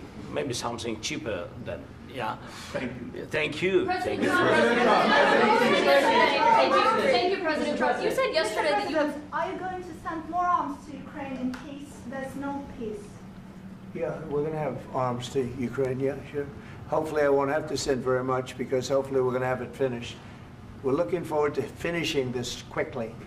We're not looking forward to sending a lot of arms. We're looking forward to getting the war finished so we can do other things. But we very much appreciate the agreement because we needed what they had, and we're treating, you know, our country is now treated fairly. Biden didn't do that. He didn't know what the hell he was doing. This should have never happened. This should have never started. But you know, sure, the answer is yes, but hopefully we won't have to send much, because I'm looking forward to getting it done quickly, very quickly. Does that mean you'll provide security guarantees, Mr. President? I don't want to talk about security yet, because I want to get the deal done. You know, you fall into the same trap like everybody else. A million times you say it over and over. I want to get the deal done. Security is so easy. That's about 2% of the problem. I'm not worried about security. I'm worried about getting the deal done. The security is the easy part. Security is very nice. Everybody stopped shooting. And now will Europe put people there? I know France is going to. I know the UK is going to. I know other countries are going to, and they happen to be right next door. We haven't committed, but we could conceivably. You know, we have security in a different form. We'll have workers there digging, taking the raw earth so that we can create a lot of great product in this country. So in that sense, you have something, but we haven't determined that yet. I will say, in speaking to France and in speaking to, and they were here, as you know, last week and just the other day, they have committed to a lot of security. I don't think you're going to need much security. I think once this deal gets done, it's over. Russia's not going to want to go back, and nobody's going to want to go back. When this deal ends, I really believe this deal is going to be over. Question? Yeah, please go ahead. Go ahead. Thank you, Mr. President, thank you. You had Mr. Macron and Keir Starmer at the White House this past week, both of whom praised your courage and conviction to lead the pathway towards peace. Yes. Part of that involved, though, re-engaging Russia in diplomatic relations, something that previous leaders lacked the conviction to do so. What gave you the moral courage and conviction to step forward and lead that? Well, I love this guy. Who are you with? One American News, sir. Well, that's why I like him. One American News does a great job. I like the question. I think it's a very good question. It's a pathway to peace. It's a pathway to getting something solved. And I feel that as the head of this country, I have an obligation to do that. Plus, you know, we're very much involved. We got involved. It's too bad we got involved, because there should have been no involvement, because there should have been no war. And there shouldn't have been October 7th. That would have never happened. As you know, Iran was broke. They had no money to give to Hezbollah. They had no money to give to Hamas. They were stone cold broke. And then under Biden, they became rich as hell. They went from no money to $300 billion in a period of 4 years. And they gave a lot of that money away, and you see what happened. And that's a real mess also that we hope to be able to solve. But no, I appreciate your question very much. It's just, I feel I have an obligation to try and do something to stop the death. If I can answer, yes, if I can answer, Please, sorry, please. Please. And I do like your clothing, by the way. Yeah, really? Even though I think he's a great guy, by the way. But I don't know if you two like each other, but you know what? I think he's dressed. I like this guy. I think he's dressed beautiful. So I have more serious things than answer on such question. Sure, I will answer on more serious That's a good question statement. if I can. Yeah, so please, about security guarantees and about just ceasefire. We can't just speak about ceasefire and speak and speak. It will not work. Just ceasefire will never work, because I'm like a president. I have this experience, and not only me. Ukraine before my presidency, from the 2014, Putin broken 25 times. 25 times he broken his own signature. 25 times he broken ceasefire. But he never broke to me. He never broke to me. No, you were the president.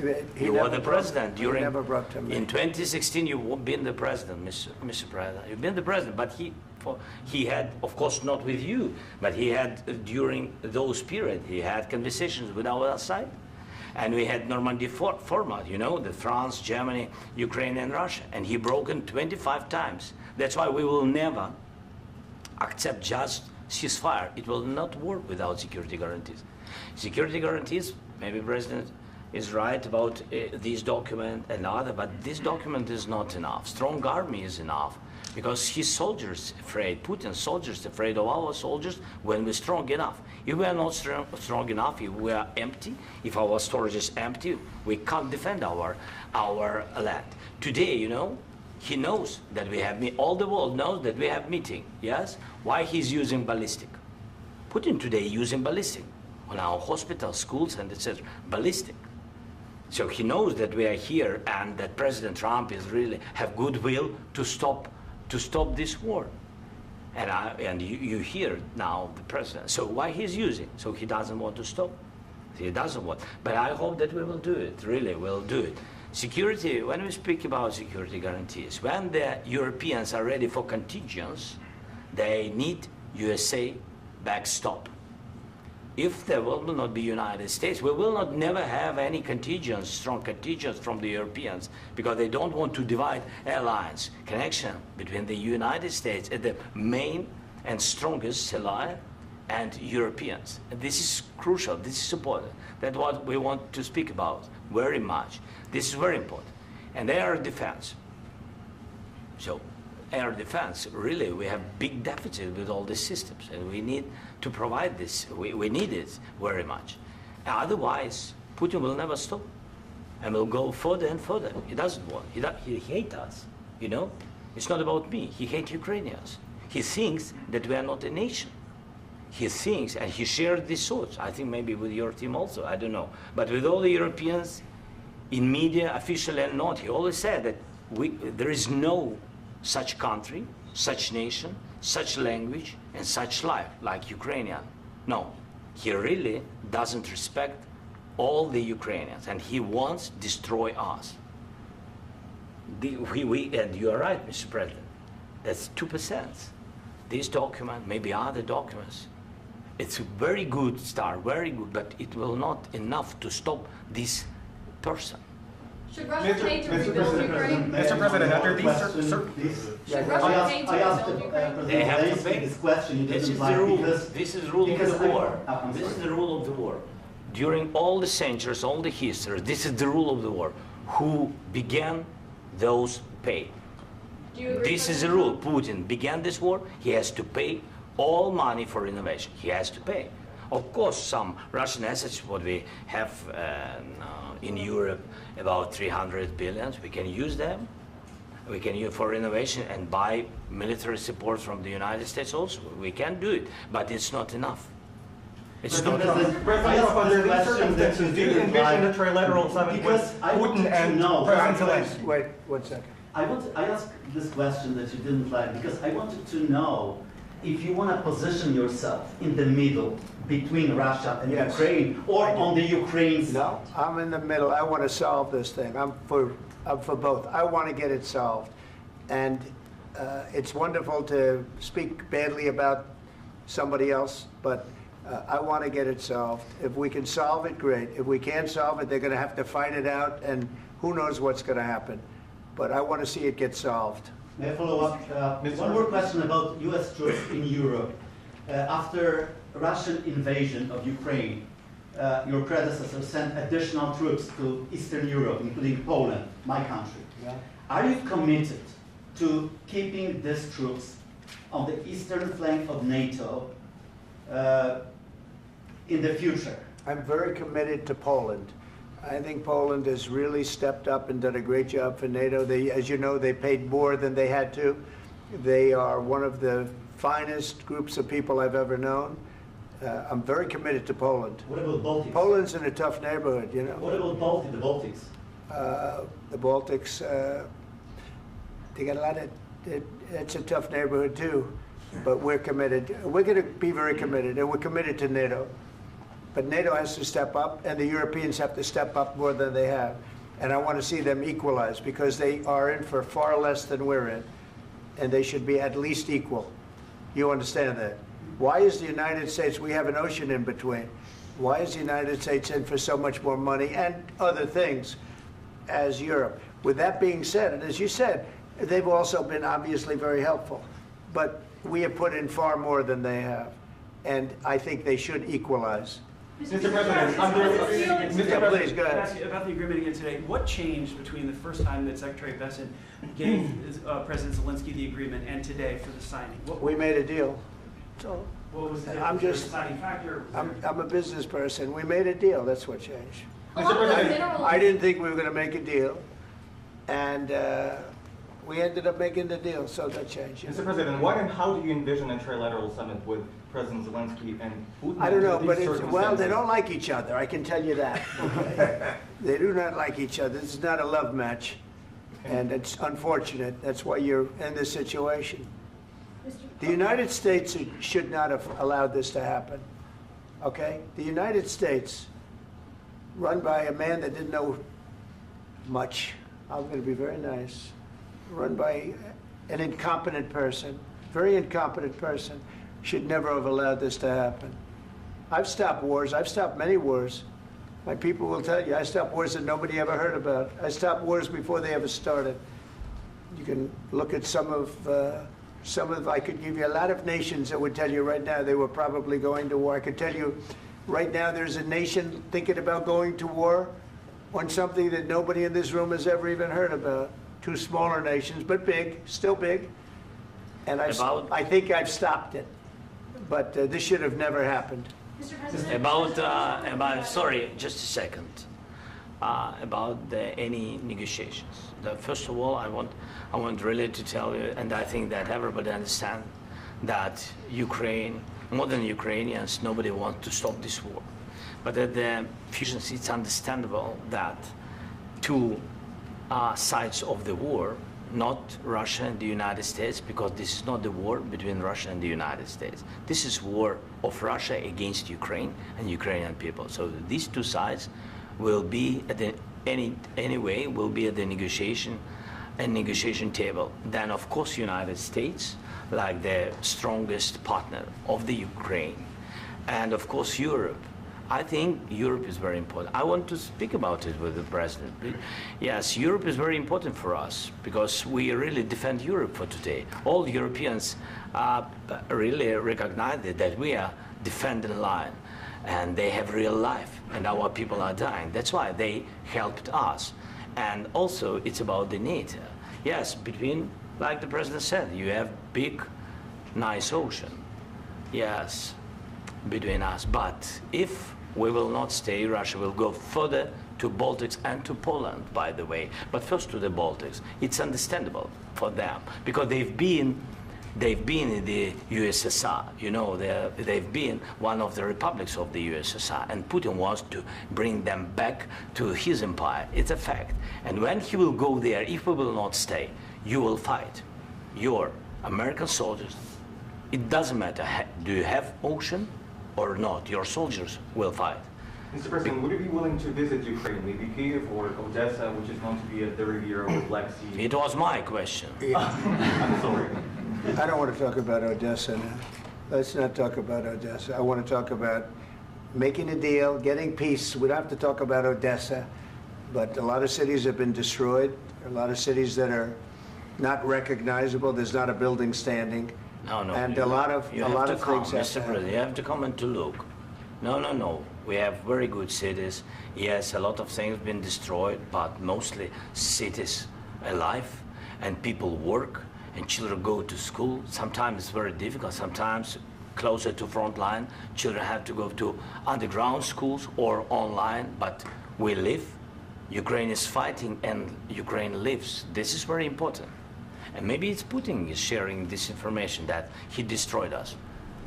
No, he lost 700,000 people, 700,000 soldiers. He lost everything. Yes. So. Mr. President, one more. I mentioned Poland. Please go ahead. When did you last speak with President Putin, and what did he say that? A couple of days ago. And what did he tell you that gave you the assurance that he wanted peace? Well, that's what I do. My whole life is deals. I know pretty good. And I've known him for a long time. I've dealt with him for a long time. He had to suffer through the Russia hoax. You know, Russia was a hoax. It was all Biden. It was nothing to do with him. So he had to suffer through that, and he was able to do that. I think that he wants to make a deal, and he'd like to see it end. That's all I do. That's what I do. My whole life, that's what I do, is make deals. And I'm in the middle of a mess, because this is a real mess. It's a very dangerous one. If this doesn't get solved now, it's not going to get solved for a long time. So I hope we're going to get it solved. In the back, please. Thank you, Mr. President. Prime Minister Starmer claimed repeatedly that his government believes in free speech and was not engaged in censorship. But his country's government arrests people for memes and thought crimes, and even more worrisome is pressuring American companies to censor Americans on its behalf. How can he be a reliable, trustworthy partner when he says things that are demonstrably false on such an important topic? Well, we actually spoke to him about that yesterday, and we thought they took it very, very much too far. JD was very strong on it, so was I, so was Marco, and we've been speaking to him about it. Marco, would you like to say something about that? Yeah, we have concerns, obviously, with the conduct of those, particularly as it impacts Americans. And there's real concern that American speech, which is online, could fall into the hands of British or any country's jurisdiction. And so this is a point the Vice President made at Munich, and I think it's a very compelling one, that what unites us with Europe, as much as anything else, is these shared values, and one of them being free speech. And so if Americans are threatened by it, we're going to need to take action in that regard. Mr. President. It's actually a very important question. We spoke about this in detail with the Prime Minister, the Foreign Secretary, and others at lunch yesterday. And I know that Secretary of Commerce Lutnick followed up in private meetings last night. This is really important. We believe Americans have the right to speak their mind, even if we in this room disagree with them. They have the right to speak their mind in the public square, which is often online these days. And we're going to defend that right as it pertains to American companies and American citizens vigorously if we have to. I do think that under the President's leadership, we're going to find common ground with our friends in the UK on this question, but it remains to be seen. The principle that will guide us is we believe in free speech in this country, and we'll fight for it for American citizens. Mr. President, on the deal, is there any other oil and gas component to the deal? Is it all critical? A little bit. We'll see. On LNG? But we're not really looking for that so much. We got a lot. We have more than anybody in the world, by far. So no, we're not talking about it too much, but a little bit. I think it affects also, but for the most part, no. And sir, is there any agreement from Ukraine to purchase U.S. LNG as part of the deal, or is that on the table at all? No, we don't need that. Mr. President, I just wanted to ask you about, you just mentioned that you'd spoken to Vladimir Putin a couple of days ago. Just to be clear, that's a new call, not the one that you... I've spoken to him on numerous occasions. Okay, and how was the latest call? What did you discuss? How did it go? Are you serious with that question? I am, I'd love to know. It went well. I think we're going to have a deal. On the minerals deal, Mr. President, some of those minerals are in the east of Ukraine, not far from the front lines and in areas that Russia has occupied. Will you direct President Putin to withdraw his forces from those areas if there's U.S. interest? Well, we'll take a look at the time. We have a lot of area. It's a very big area we're talking about, so we'll take a look. I'll study that and I'll see. And who would protect those minerals if they are U.S. interests? Would that be Ukrainian forces? They'll be protected. The agreement will protect them. U.S. The forces? agreement, yeah, we're signing an agreement. Right, but what if Russia tries to invade or there's Russian aggression in those spots? I just told you I don't think that's going to happen. And if that were going to happen, I wouldn't make a deal. If I thought that was going to happen, I wouldn't make a deal. Some people may wonder why. You know, they ought to focus on CNN on survival, not asking me these ridiculous questions. Focus on surviving, because CNN's got such low ratings. I don't think they're going to survive. Let's go. Please go. Since I already mentioned Poland. Poland was under Russian control for decades after the Second World War. When I was a kid, I looked at the United States not only as a most powerful country, richest country in the world, the country that has great music, great movies, great muscle cars, but also as a force for good. And now I'm talking with my friends in Poland, and they are worried that you align yourself too much with Putin. What's your message for them? Well, if I didn't align myself with both of them, you'd never have a deal. You want me to say really terrible things about Putin and then say, "Hi, Vladimir, how are we doing on the deal?" That doesn't work that way. I'm not aligned with Putin. I'm not aligned with anybody. I'm aligned with the United States of America and for the good of the world. I'm aligned with the world. And I want to get this thing over with. You see the hatred he's got for Putin. It's very tough for me to make a deal with that kind of hate. He's got tremendous hatred. And I understand that, but I can tell you the other side isn't exactly in love with, him either. So it's not a question of alignment. I'm aligned with the world. I want to get the thing set. I'm aligned with Europe. I want to see if we can get this thing done. You want me to be tough? I could be tougher than any human being you've ever seen. I'd be so tough. But you're never going to get a deal that way, so that's the way it goes. All right, one more question. Hey, I will respond to this. So look, for 4 years in the United States of America, we had a president who stood up at press conferences and talked tough about Vladimir Putin, and then Putin invaded Ukraine and destroyed a significant chunk of the country. The path to peace and the path to prosperity is maybe engaging in diplomacy. We tried the pathway of Joe Biden of thumping our chest and pretending that the President of the United States' words mattered more than the President of the United States' actions. What makes America a good country is America engaging in diplomacy. That's what President Trump is doing. Can I ask you? Sure. Yeah? Yeah. Okay.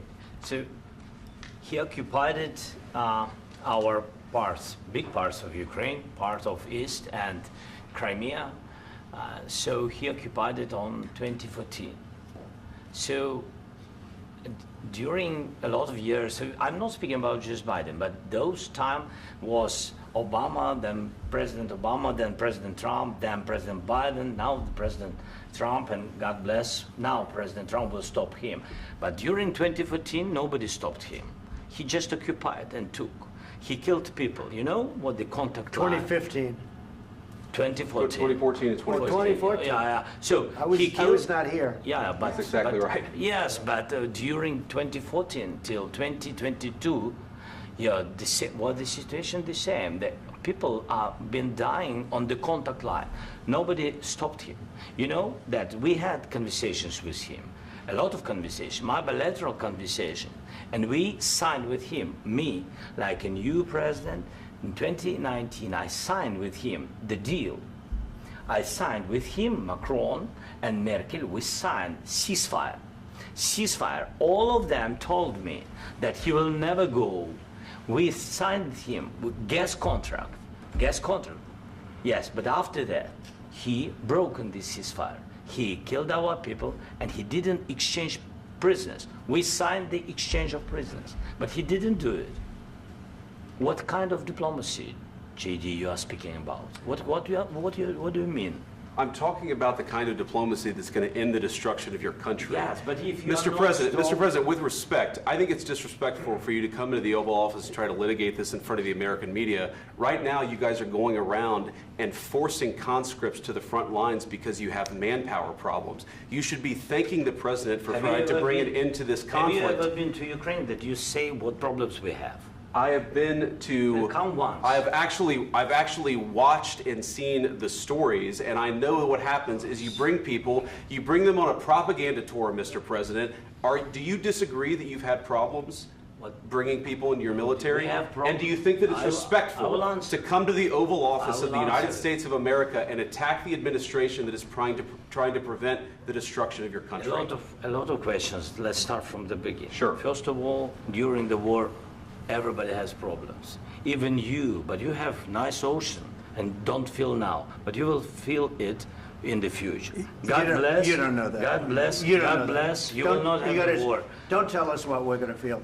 We're trying to solve a problem. Don't tell us what we're going to feel. I'm not telling you. Because you're in no position to dictate that. That's exactly what you're doing. You're in no position to dictate what we're going to feel. We're going to feel very good. You will feel influence. We're going to feel very good and very strong. You will feel influence. You're right now not in a very good position. You've allowed yourself to be in a very bad position, and he happens to be right about it. From the very beginning of the war. You're not in a good position. You don't have the cards right now. With us, you start having cards. Playing cards. Right now, you don't. You're playing cards. You're playing cards. You're gambling with the lives of millions of people. You're gambling with World War III.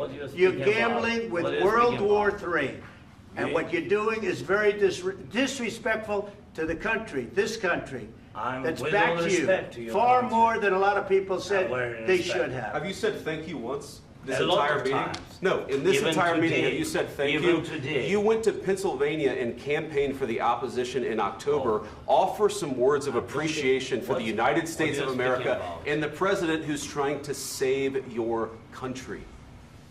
Please, you think that if you will speak very loudly about the war, you can... He's not speaking loudly. He's not speaking loudly. Your country's in big trouble. Can I Wait a answer? minute. No, Can you've I done a lot answer? of talking. Your country is in big trouble. I know. You're not I winning. know. You're not winning this. You have a damn good chance of we are coming out staying, okay because of Mr. us. President, we are staying in our country, staying strong from the very beginning of the war. We've been alone, and we are thankful. I said thanks You haven't in been this alone. cabinet, You and haven't not been only alone. in this We cabinet. gave you, through I this said thank stupid you. president, $350 billion.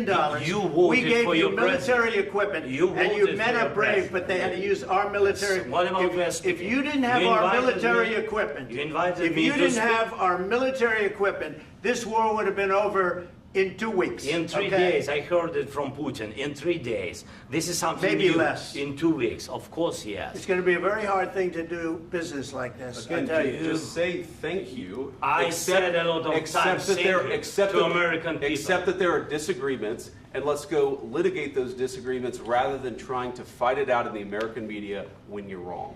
We know that you're wrong. But you see, I think it's good for the American people to see what's going on. I understand, sir. I think it's I very understand. important. That's why I kept this going so long. You have to be thankful. You I'm- don't have the I'm cards. thankful. You're buried there. Your people are dying. tell you You're again, running I low know. on soldiers. Don't- Listen, don't please, you're running Mr. low on President. soldiers. It would be a damn good thing. Mr. And then President. then you tell us, I don't want a ceasefire. I don't want a ceasefire. I want to go and I want this. Look, if you could get a ceasefire right now, I tell you, you take it so the bullets stop flying and your men stop getting killed. Of course, we want to stop the war. But you're I saying said- you don't want a ceasefire. But I said to you, I want a with ceasefire. guarantees. Because you'll get a ceasefire faster than an agreement. Ask our people about ceasefire, what they think. That wasn't it doesn't with matter me. for you what. That what wasn't this with me. means.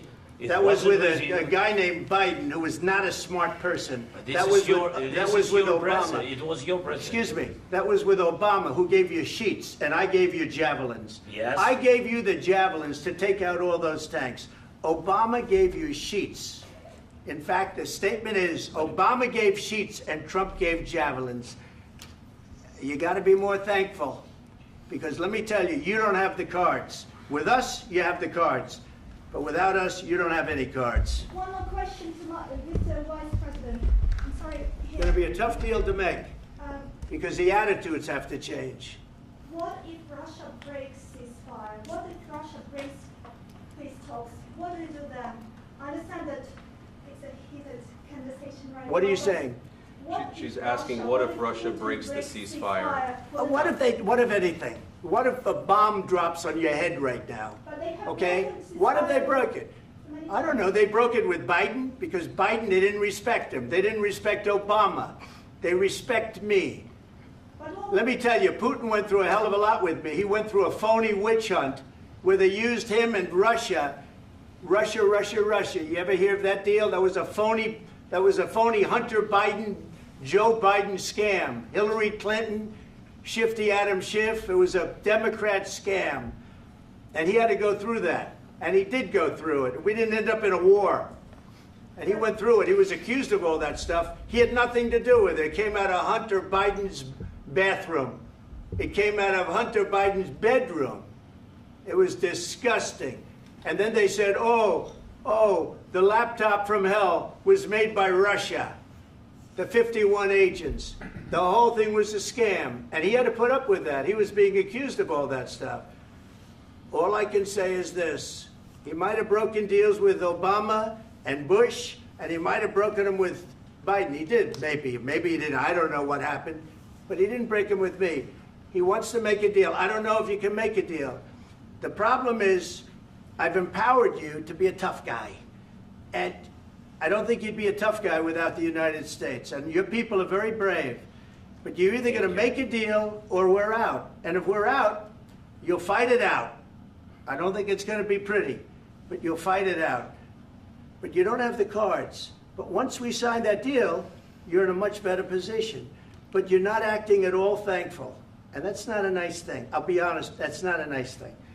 All right, I think we've seen enough. What do you think? Huh? This is going to be great television, I will say that. All right. We'll see what we can do about putting it together. Thanks, sir. And I need the back of this. We'll see, I don't know. All right, guys, come on. Wait, hey, control. Guys, come on, let's move, please.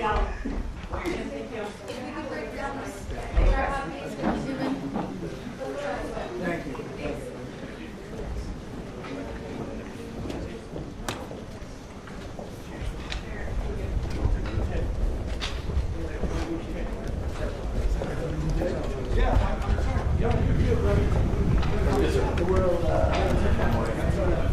Would you bring them to the room?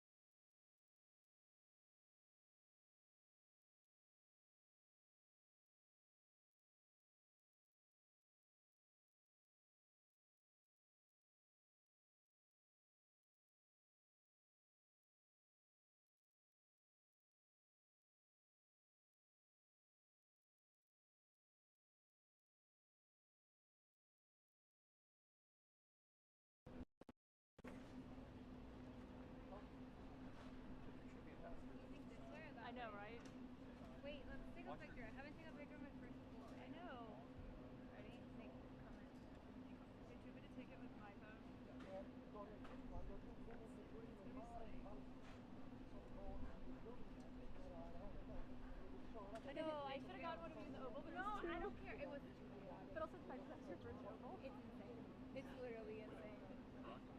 Like, you'll never be in the Oval with a moment like that again, I know. Just to be clear.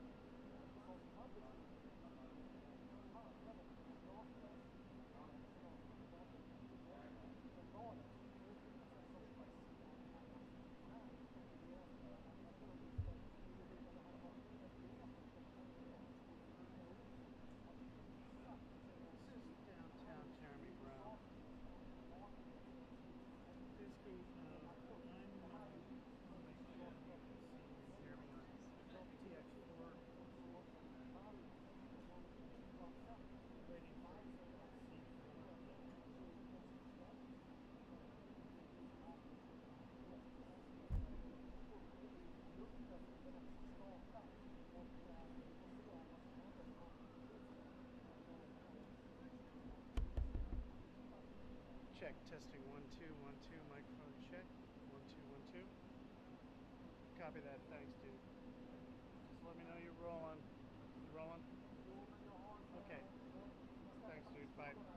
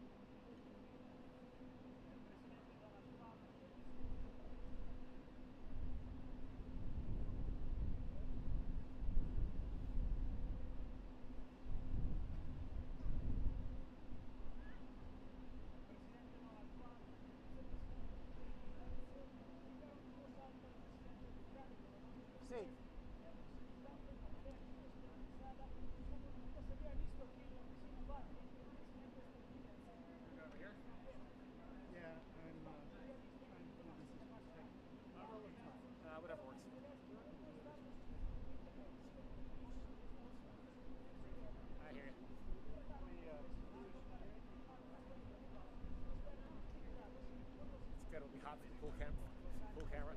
Huh? Glad it will be hot for the pool camera. They can take your audio if they want. Hey, they're all subscribers. It's great.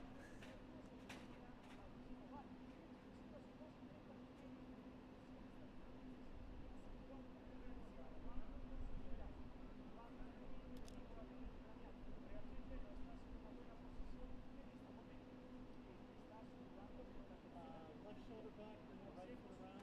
Yeah. A little more. What do you need? Tell us what happened in the Oval Office. Yeah, sure. It was really a striking display in the Oval Office as President Donald Trump hosted Ukrainian President Volodymyr Zelensky, their first in-person meeting since Trump returned to the White House, and it started off the first 30 minutes just like many normal bilats. Usual exchange of pleasantries, light praise in both ways, and attempt to sort of paper over any differences that were between the two sides.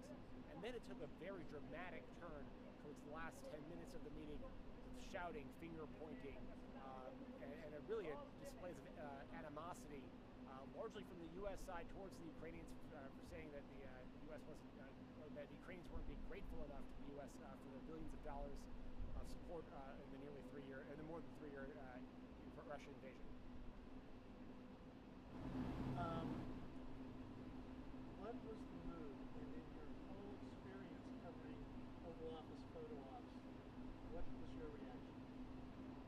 The meeting started off just like many other bilats. It was not particularly testy until the very end, and that was something that we have not seen here at the White House, publicly at least, in some years. The closest parallel is a fairly contentious meeting. Then President Obama hosted Israeli Prime Minister Benjamin Netanyahu in the Oval Office in 2011, and Netanyahu was the one who was sort of lecturing Obama at the time as Obama was trying to restart the Middle East peace process. This was an order of magnitude more contentious than that meeting, and that's the last parallel. And the press conference that was supposed to happen?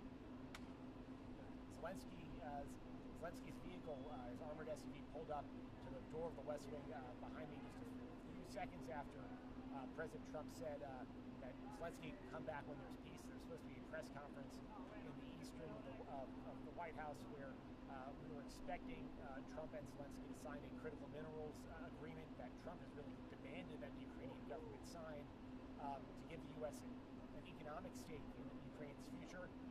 Zelensky left without that press conference and without signing that agreement as well. Where do you think things stand now? Certainly, Trump and the Trump White House have been broadcasting that blow-up in the Oval Office on their social media channels. They are proud of it. They are saying that is an emblematic event of him standing up for America first. And already the reaction from Capitol Hill is very different. Democrats and even some Republicans expressing dismay over President Trump's treatment of the American ally and questions about the future of Ukraine as he tries to negotiate a peaceful resolution with Russia while also maintaining security guarantees and some elements of its sovereignty. Anything else? The video speaks for itself there. Got it, dude. Thank you very much. Sure thing. Tried to make it closer to. Oh yeah, now. Look from the sun, it's warm, it's nice. Take care of my talent.